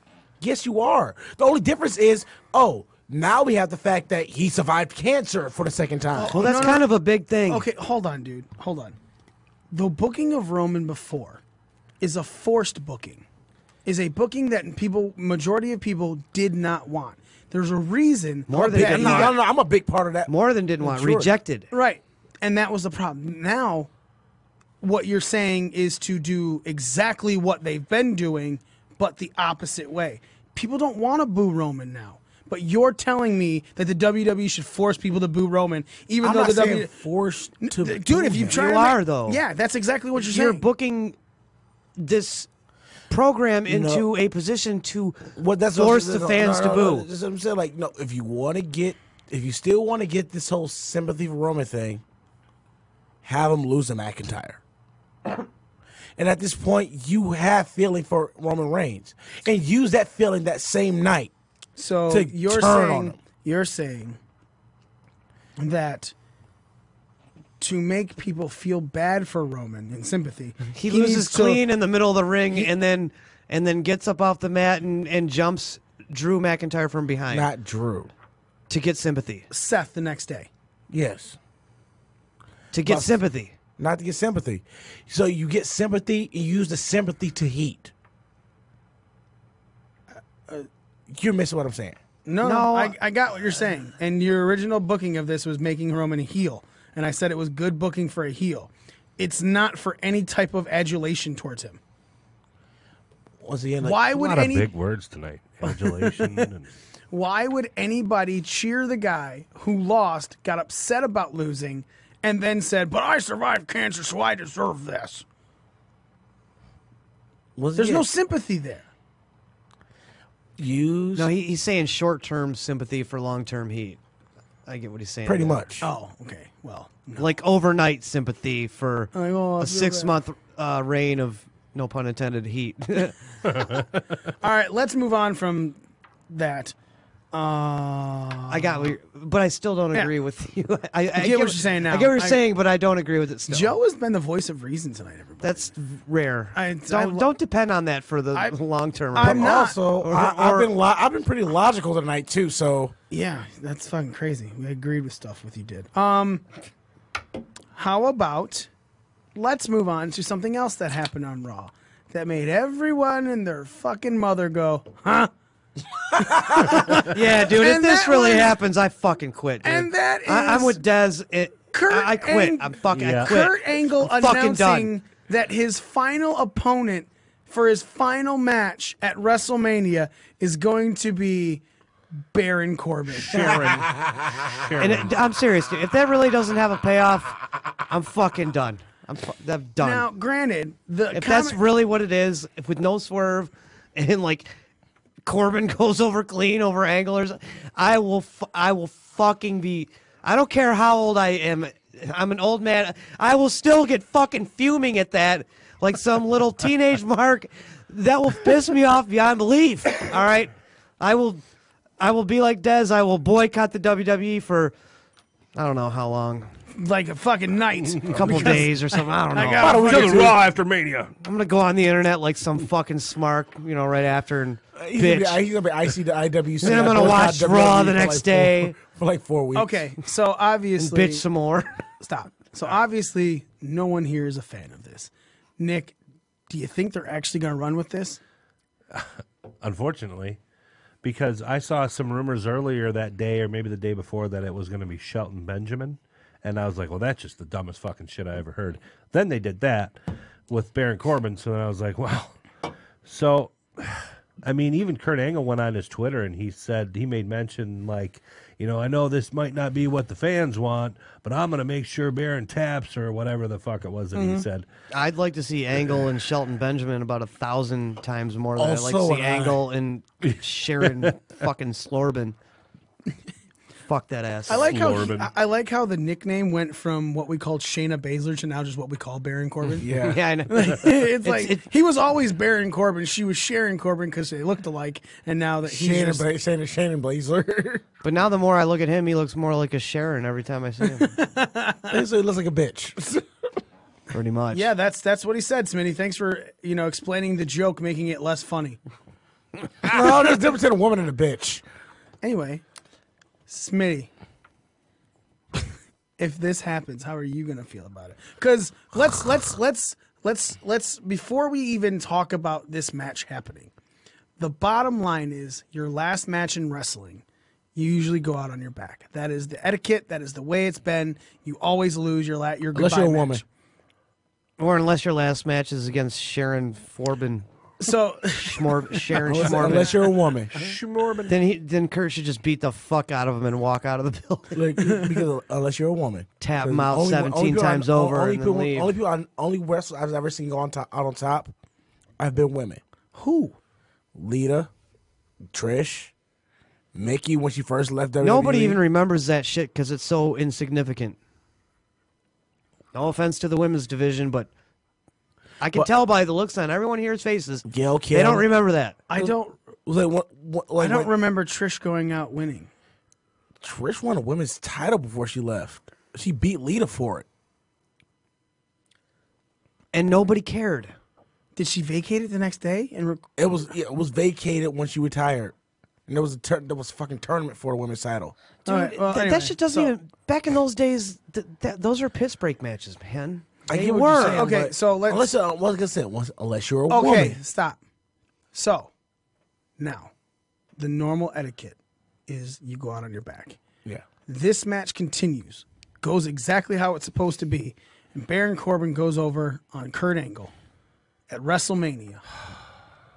What are you doing, Smitty? What am I going to see you do at this WrestleMania viewing party? I'm gonna rip off my tie and throw it somewhere. You're going to wear a tie to the WrestleMania viewing party? I'm gonna wear a two-piece suit.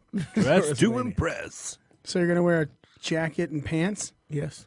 So is it really a two-piece suit or just a suit? A two-piece suit technically is pants and jacket. Yeah, but do you have to say two-piece?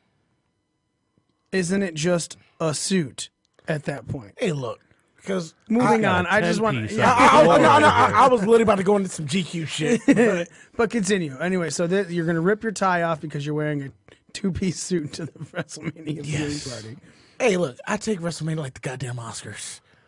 I'm gonna rip off my cummerbund. I'm so pissed off. And that's three-piece. It was four-piece tuxedo technically, but Continue.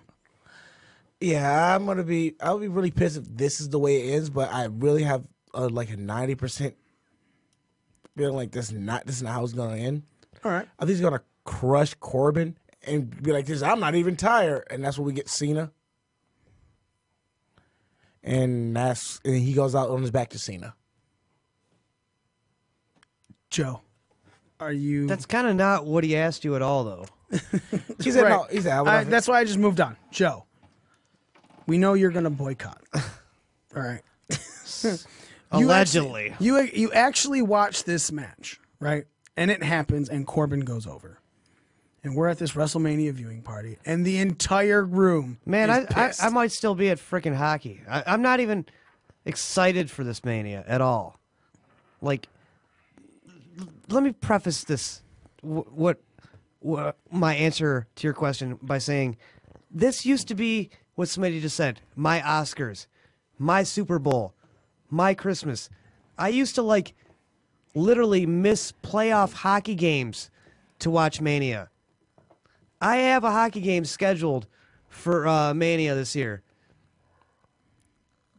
I'm almost like leaning towards hockey because fuck this Mania, man.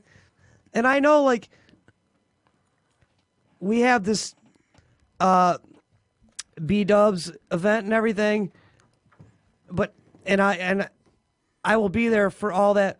But me personally, as a fan, despite my commitment to the show and everything, I don't give a rat's ass about this Mania. Not a rat's fucking little dick. And I used to love WrestleMania. Like, this used to be my shit. And I just don't. Little dick. I don't fucking care anymore. Okay, but now back to the question.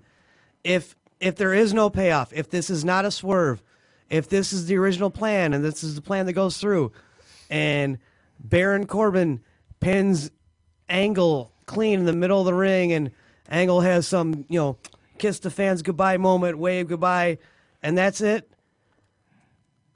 Yeah, I'm gonna be fucking really pissed off.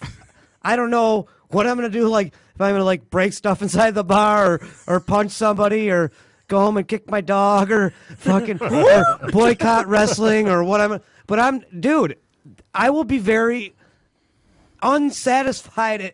I will be a dissatisfied consumer, and that I will feel disrespected. Dude, Kurt Angle is one of, if we're going top 10 right now, he's in there for me. Mm-hmm.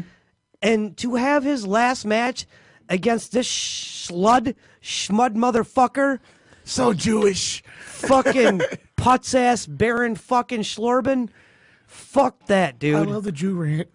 No, just no. okay. No. So I'm not down with that shit, man. WrestleMania Jew rant 2019. Hey, show needs a Paul Heyman. That's me. let me ask you a make me question slick? now. Who do you want him to face? The obvious one that comes to mind is John Cena. That's what you want. Like, as a personal fan, you want to see him go out to John Cena. I think it would be a low to no maintenance match. It's a match that doesn't need a build. It's already there. John Cena made his debut in the company face-to-face with Kurt Angle. There's history there. I think they would have a very fun, good, endearing match. I think they would both go out of their way to make each other look good. And that would be, I mean, if you really wanted to send Kurt out like against the grain On a high on note. top, I could see Cena willingly doing the job there. Or if Cena went, it would work either way. God, I mean, You wouldn't be angry watching Kurt go over in his final match? no, I wouldn't either. no. It depends on the opponent. Yeah, and if it was, I wouldn't watching. John Cena's never tapped, but if Kurt got him with a quick 1, 2, 3 and a roll up or after an angle slam or something, John Cena's never tapped? No, that's bullshit. Cena's tapped on 3 different occasions. not after his super push. Oh, not to the super push, yeah, but he's tapped. That's what I was talking about. All right. The John Cena, that guy has never tapped. The hustle, the loyalty, respect. I fucking would chain not. gang is I'll be never. honest. I don't want to see him go over. Look, I would rather see him go over to a younger superstar, to be honest. Somebody like me, because they have nothing for Balor. Go yet. over I would on a like- younger I superstar. mean, I would like to see him. I want to see a younger star go over him. Well, yeah. I wouldn't. Honestly, That's like saying Ric Flair should have went over, put a younger star over. No, rather he's than saying- Michaels. No, he's saying that he wants Kurt to lose to somebody that's younger in the company. because I think that's a better way to push somebody. Or like This push one of match these is younger not about superstars in the pushing future. someone, though. No, say no. So I'm thinking about Kurt. With Kurt going on his back. This is about Kurt riding off into the sunset, man. You want to ride off to the sunset. I think the best way for some of these older guys to ride off to the sunset is give the rub to a younger up and comer. Dude, let me tell you something. That Flair Shawn Michaels match, It's one of my favorite WrestleMania matches of all but time. it didn't give Shawn Michaels a rub. It was just a beautiful piece of artwork, and that's that. Yes, that's why I don't mind seeing It if didn't it was change Cena. Shawn Michaels' spot on the card or in the eyes of the fans, positively or negatively, one iota. That's why I don't mind it if it was Cena. But you think Kurt should put somebody over yeah, I do. Who? For the future of the company. for the future of the your daily dose of Wednesday Night Wrong, brought to you by Smitty. This match is not about the future of the company. I know this it's is not. about one thing: Kurt's retirement. That's it. I get that, but We're not even going to keep going with this. Let's go to the next fucking topic. I think John Cena. John Cena, yeah. That's I my know I've preference. said Cena. I've said Cena Yeah. since day one. Nick, are you in the mode for Cena as well? Yeah. Oh, yeah. It just makes a ton of sense. And it's like I said, it's a low to no maintenance storyline. We all know John Cena is a fucking movie star now. He's an ex-Rock. Does not have a lot of time to devote to a long, drawn out. Not that we have much time for a Mania anyway, but he doesn't have a lot of time to commit to anything at all. They could do this match without him being present at all, and it would Yeah, he could show up the week before. it would Mania. write itself. Like And there's bam. already a story there. As I said, Chris Corbin, Cena, you still got energy. Fight me. Cena comes out of the crowd again. No, he ran backstage for that He's one. gonna be seeing this thing. Then Cena's just like, I'm a fan. And I'm just here to have a fight. Hey, look, I'm gonna fight you now. And then him get squashed real quick, or do the squashing. The Ronda Rousey storyline. She is pure heel. Everybody. She is the ultimate heel right now. Too little, too late for me. What do you mean by that? I think if they wanted to run this character for Ronda Rousey, they should have done it earlier than to have her smile and. It's like if you're gonna have her smile and like pander to fans and all what she did, they should have done it after SummerSlam where she got her ass whooped by Charlotte before instead of waiting till now. Why would anyone? Smitty, you went from the minute you said I've been logical tonight. You have said nothing logical. Okay, my mindset with that part is like you waited all the time and then the one, it was part of that promo that kind of made me go, then why didn't you wait till after SummerSlam? I mean, when it was Survivor Series, I used the wrong pay per view. No, I'm telling. Okay, before you continue, just off your first line, they weren't waiting to turn Ronda heel. They wanted Ronda to be face. Ronda was supposed to be the face taking on a heel Charlotte. Going into WrestleMania. Yeah, that was the ultimate plan. the ultimate there was plan- no, but hold on. So there's no waiting to turn her. This happened because Becky went fucking nuts and got white hot. And then they just fucking booked themselves into dumb shit and needed something to get out all of the heat away. Because it originally seemed like it was going to be all the heat was on Charlotte. And that made sense. And then Ronda was your in-between. Because people were booing Ronda and they didn't want that. So then they made Ronda the decent person. So now she's the middle person because people are going to boo her because they're going to cheer Becky. But Charlotte has all the heat because she's trying to get on this match. But then they went and flipped it, and now made Charlotte's her not full-blown really heel. fucking heel anymore. I mean, they're still doing. Charlotte's becoming in between now. Yeah, so and that's what I'm saying. You're saying, well, if they were waiting to do this, they're not. They weren't. That's dumb. They weren't waiting to turn Ronda heel. There's also no reason for this heel turn at all. You already had the heat on Charlotte. 100% was, well, once again, I'm not going to say WWE. Once again, they've overbooked this thing to a degree where it was right in itself. Yeah, and we've talked about this. But now, back to the original question. Smitty, if you can answer that, I'll be so fucking happy. For the first time tonight, you just answered the question rather than talking about other stuff. Is Ronda as a heel working for you? 50-50. Why? The way it's executed is right.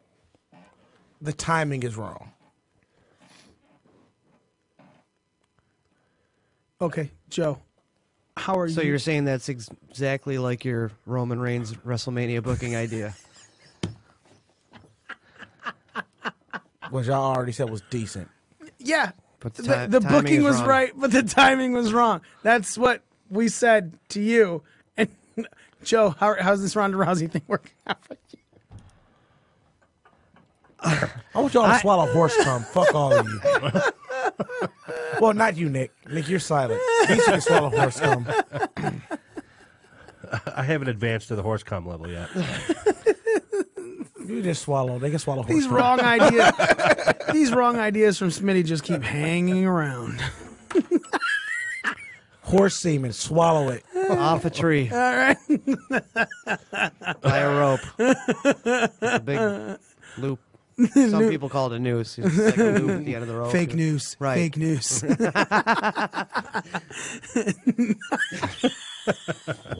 I will murder you. I said it was fake. It's not real. It's not a real news. It's fake news. Said we're gonna build a wall.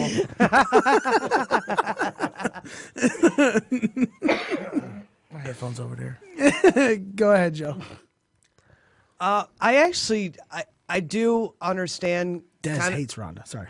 I do understand kind of what Smitty's saying with this. Like, they did her dirty for so long, making her come down the ramp with these stupid ass smiles and these stupid, literally word for word written scripted promos, and her like worrying if she upset Sasha Banks and stuff. To now from like going to all that to like now she's just this badass who's calling wrestling fake and telling all the wrestling fans that she's going to ruin their fake sport for them. And Can I cut you off real quick? Sure. To be fair, that's Ronda when she was in UFC though too. Remember, Ronda was just fuck you. I don't care. I understand. So it's kind of like this. What this is right now. What they moved it to. I understand that. What I'm trying to say is where I'm kind of agreeing with Smitty a little bit on this one is they should have just went there first. They Like, missed it. They missed a chance to blow the line of kayfabe. Nobody ever wanted to see a smiling, happy Ronda Rousey to begin with. This should have been her the whole fucking way. So I get what he means by too little, too late. But to answer your question, do I like what is this working for me? Do I like it? Yes. I just would have liked to seen it sooner. Okay. And do I think it's like she's going rogue or off script or into business? No, I do not. Oh yeah, you're not. I mean, but This sense is a of work. disbelief. Yeah. She's taking her orders. She's doing a very, very good job with it. All right, Nick, how are you feeling about this? I kind of agree with that, and the fact that when you look back on it, she came into the into WWE at the Royal Rumble, and she's like, "Hey, how you doing?" And then she had a WrestleMania match with Angle. and cool. That was a yeah. great match. Yeah, cool. Actually. And then when she won the title, that should have been the transition into a fucking super heel, because she could have been a super heel playing off of her UFC days. Well, But What they're now, trying to do now. now it's Let him like, finish. sorry. kind of too late. And like, I like that she's going heel, but I think it's a little too forced. When you see her walk down the ramp and she's strutting like fucking D'Lo Brown, and I'm just like, Ronda needs to calm down a little bit. You know? But every match, or every time there was something that required her to be like laser focused like that, Ronda would come down like that. Yeah, I don't have an issue with that. Like that's not new. And But now, so why is all of a sudden she can whoop people's ass like Dana Brooke, whatever. But it doesn't take her but 15 seconds, but then she's getting, you're kind of playing that good guy role where you get your ass kicked and then you come through and He's women like Sasha and Bailey. yeah. I agree with you on that. I thought she did give too much of herself, be too generous with her, sell too much for some opponents. Yeah. Because I mean, nobody can say she hasn't taken bumps and beatings over her what is still a short career, but she has given her body up to this career. That's for sure. Yeah. And then that's a good segue to another little point that I agree with Smitty. Much to my dismay that I agree with Smitty. But the best. My logic comes back to play, bitch. She should have turned heel after the Staples Center thing.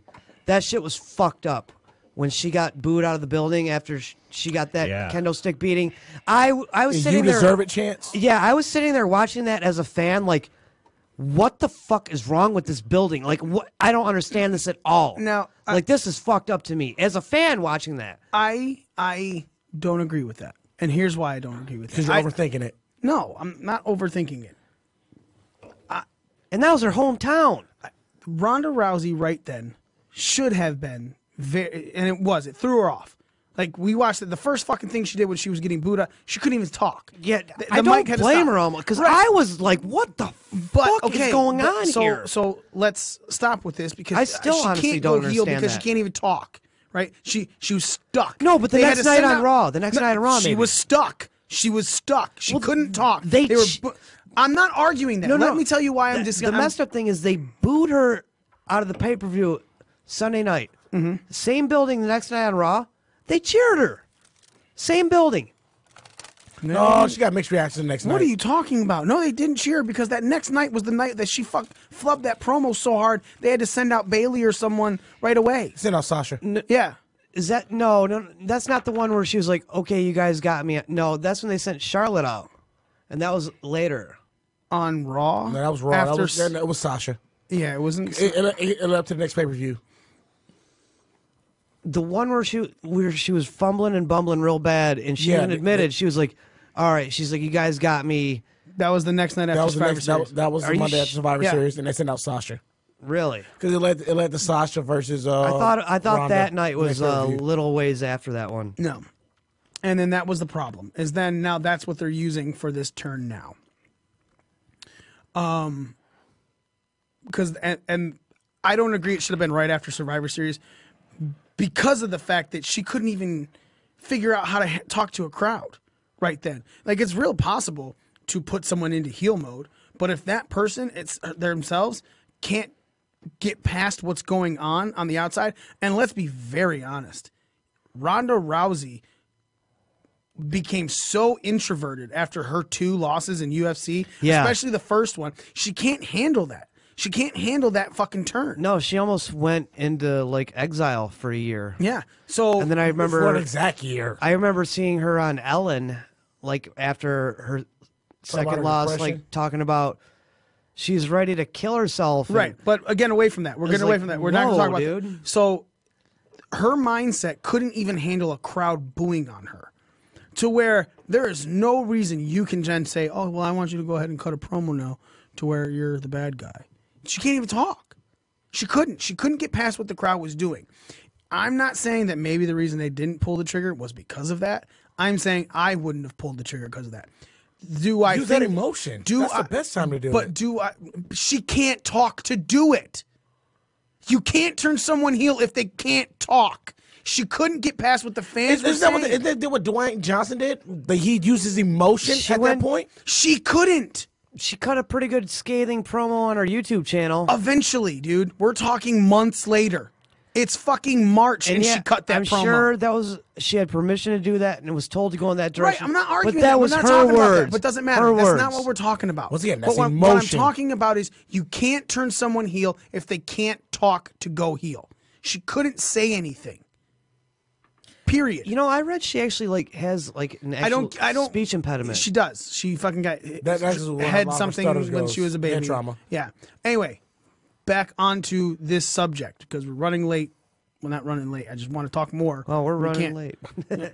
So, Ronda Rousey should never have been turned heel. I'm buying what she's saying right now and what she's doing, but she shouldn't have been turned because you already had all that heat on Charlotte. And the minute the minute Ronda said she wanted Becky in that match, she was already the tweener. She was right there. And then for her to put Becky in the match is a tweener move or face move. It's like that, and that came after the fucking YouTube promo. And then she goes, I don't want to hear your fucking cheers now. You fucking booed me before, blah, blah, blah. To get right back into heel mode. And it's like the WWE with this booking is just looping. Like they have to go back to this to fix what they did here because it didn't make any sense right here. It's like X-Men 3, right? Ooh. We're talking they killed Jean Grey and Cyclops and everything. And then you had to make Days of Futures Past to erase that fucking movie from undo existence. that shit. And that's literally what they're doing right now. It's like, oh yeah, we did this. We have to go back and do this from here now and fix it. And it's... Hey, just be happy that they're paying that much attention to go back and fix something rather than just sweeping it under the rug. I think they were fucking confused when they got those kind of reactions from the crowd. They're like, whoa, wait a minute. Right. This is supposed to be she our got her this was supposed to fucking be our ass star. beat, and they're thrilled that she got her ass beat. I think everybody was confused. Everybody was confused. I was confused. Every podcast I listened to, JR or whoever's doing post-show stuff about, everybody was confused. I'm sure she was confused. I'm sure the office, I'm sure the whole fucking locker room was confused at that one. Because I was watching that like, what the fuck is going on here? At that moment is the moment that everybody had to sit back, and regardless of how confused you are about this booze, you had to go, holy shit, Becky has everyone in the palm of her hand. Because anything against Becky is getting this reaction. Do you think Becky's still that hot right now as she was at Staples Center? No. Without even being in the building. So I say no because And I agree with you guys, and I think that's to no fault of hers whatsoever. it's due to WWE booking. We've already discussed all this. So, last thing I want to talk about before we move on, and I had it pulled up. Oh, yeah. The announcement of Alexa Bliss. We didn't really get into it as the WrestleMania host. Is this just, we need Bliss on Mania? Yeah. Okay. 100%. Yeah, she's charismatic. She's a good talker. She's attractive. It's a way to get her on camera. Okay.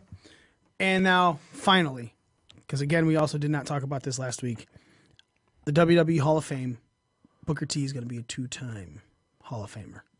Harlem Heat is going in as the tag team, so we have DX, we had Honky Tonk Man, we had Tori Wilson, Harlem Heat, and then the lady. We'll talk about that next week when I have more time to do some research on her. But it seems that the Sue lady, it seems like she is the stepping stone for WWE and all of their amazing community relations. Pretty much type like work. the heart of PR. Right. So that's I want to do a lot. I want to do a little bit more. Was she like research the into her. liaison between them and Make-A-Wish? That's what I'm thinking. And she's No, she is. 'Cause I was reading about her on okay. But let's go back to Harlem Heat. Meltzer. Oh, the Stevie Ray Meltzer shit. Meltzer doesn't think Stevie Ray deserves to be the Hall of Fame. Stevie Ray, dude, is he trying to be is he just trying to be a Heat? Is he trying to be the new like Jim Cornette of the Dirt Sheets? I would Literally, think so. I feel like so. But let me ask you a question. I think he's just trying to make himself famous by doing this shit. Do you think is Harlem Heat deserving of the WWE Hall of Fame? Yes. Why? Harlem Heat was the most dominant tag team of the 1990s. Okay. Literally. No team in the 1990s was more dominant or significant. Well, outside the fact that WCW started They dying had some into the wars 90s. with the Steiner brothers. Wars with the Steiners. They had wars with the Nasty Boys. They had wars with almost every significant tag team throughout the early and mid 90s. They beefed with the NWO. Beef with NWO and came out on top. All right. Well, let me ask you this then: do they deserve to be in more than Edge and Christian as a tag team? Yes. Yeah. Okay. Edge and Christian Dude, Harlem Heat came throughout in '88. Edge and Christian, if you look, the Brood was only a faction for like a year or two. Edge and Christian really only teamed for like a year or two. I mean, they went on singles runs Like 3 years after. They were just like A year or two. They were involved in a couple, 3 or 4 WrestleManias as tag team. Let's say they were 4 years together. The Brood was Tag like team. The year. like 98, 97. 97. Okay, and Edge and Christian as a tag team were the highlight of TLC in 2001. Because the Brood was not there in '97, dude. The Brood was not there because the new Brood was 99, was 98, and that was when they had Michael Hayes with the Hardys, the new Brood, and the whole Terry thing was 98. Okay, that was even later than that. Dude. So but what I'm saying is Edge and Christian weren't just a tag team for 2 years. Maybe 2 years. Not. No, I'm saying longer. Edge and Christian, they broke up in like 2001 when the Alliance thing happened. Yeah. So they were around for like 5 years. As 4 or a tag 5 team. years. Yeah, No, they've dude, had a couple. That you're saying Edge and Christian were a team in they weren't even in the fucking company in '96. So Ed, no, is the Brood. Let's think about the Brood. The Brood wasn't even, dude. 97, 98, right? No, dude. Later. The Brood was not there in '97. I guarantee you that.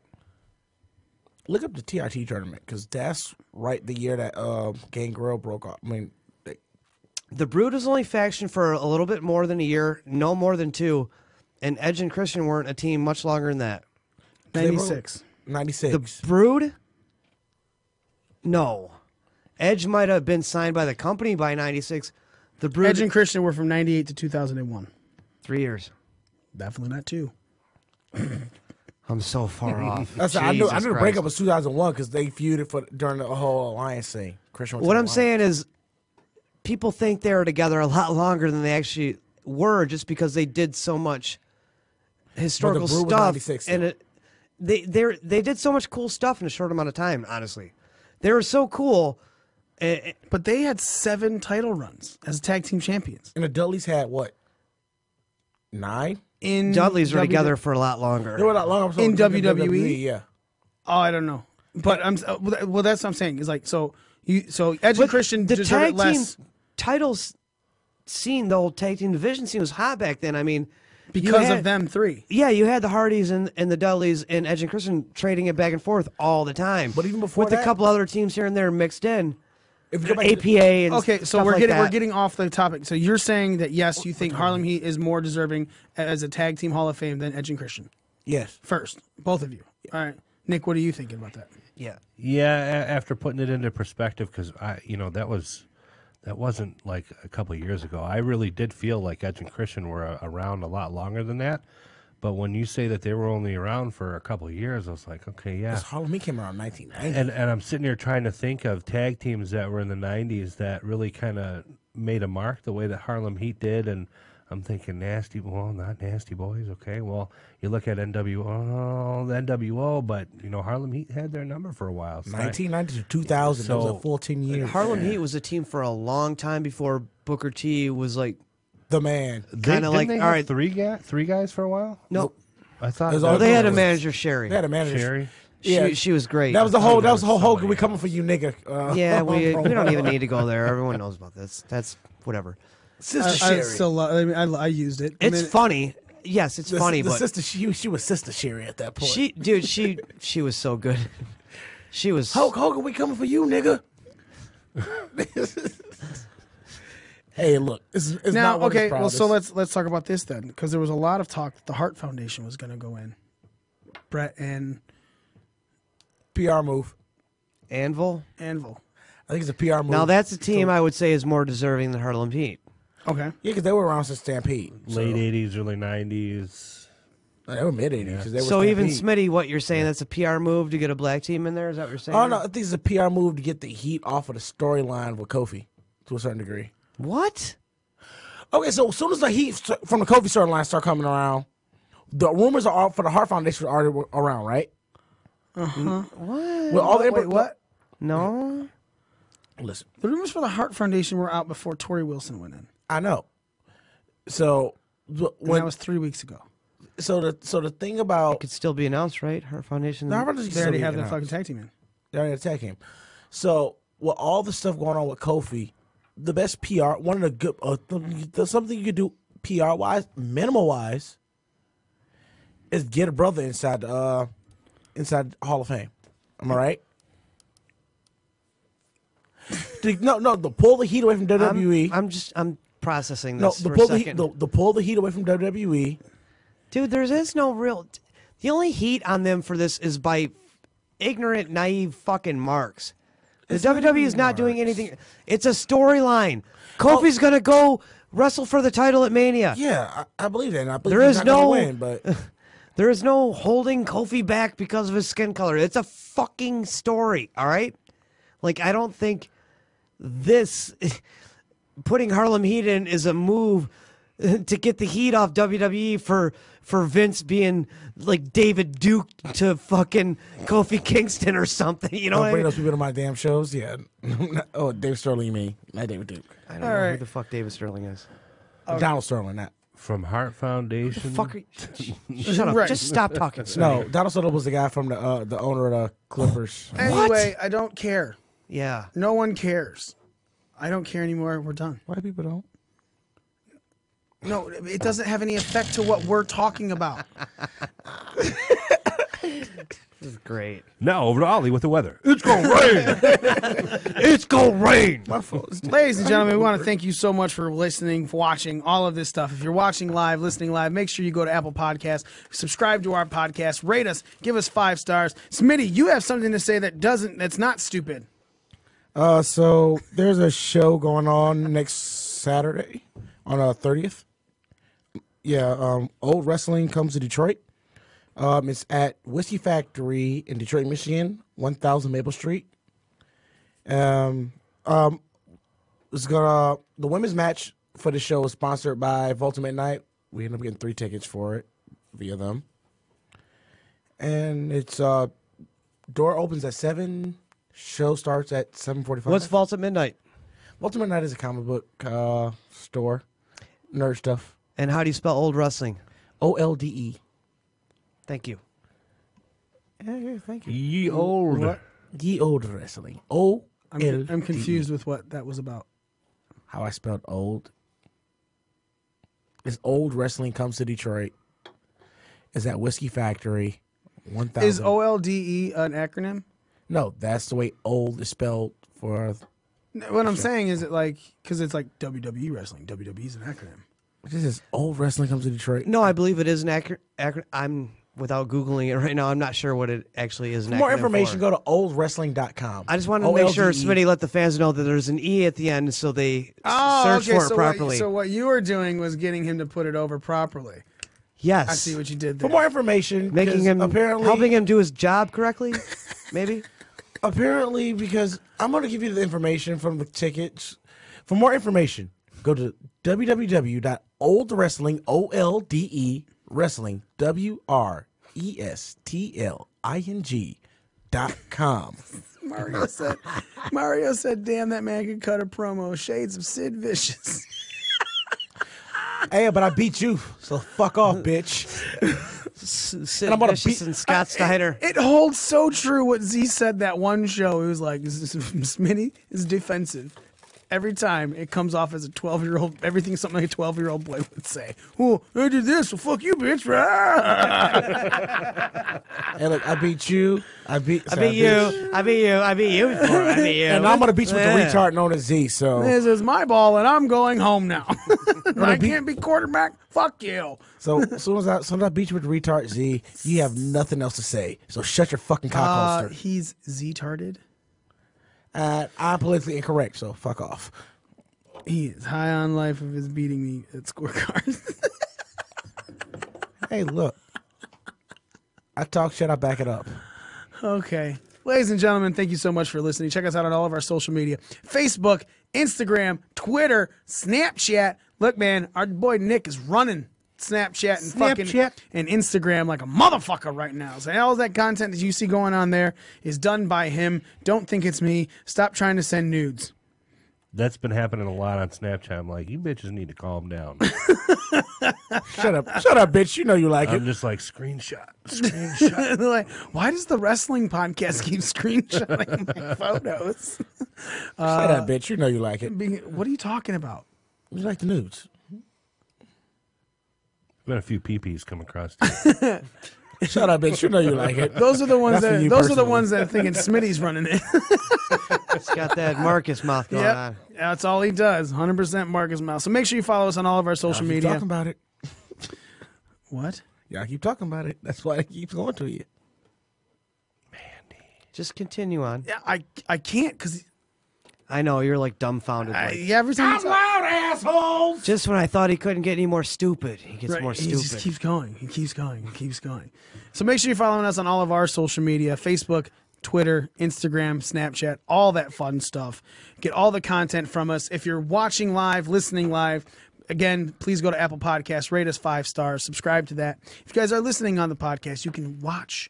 Just go to Twitter. Go to Periscope. At BDRcast, you can watch us. We're waving to you right now on camera, except for Smitty and Joe, who are throwing up middle fingers because they're minorities, and that's all they can do. I know. We're like, fuck the world. The world has fucked us for thousands of years, so we're like, fuck you back. So Fuck you, we are saying thank you. Make sure you come and see us at WrestleMania viewing party at Buffalo Wild Wings, downtown Detroit, 1218 Randolph Street, Detroit, Michigan, 48226.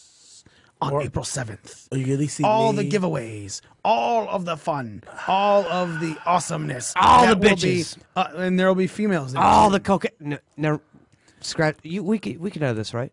No, that's in.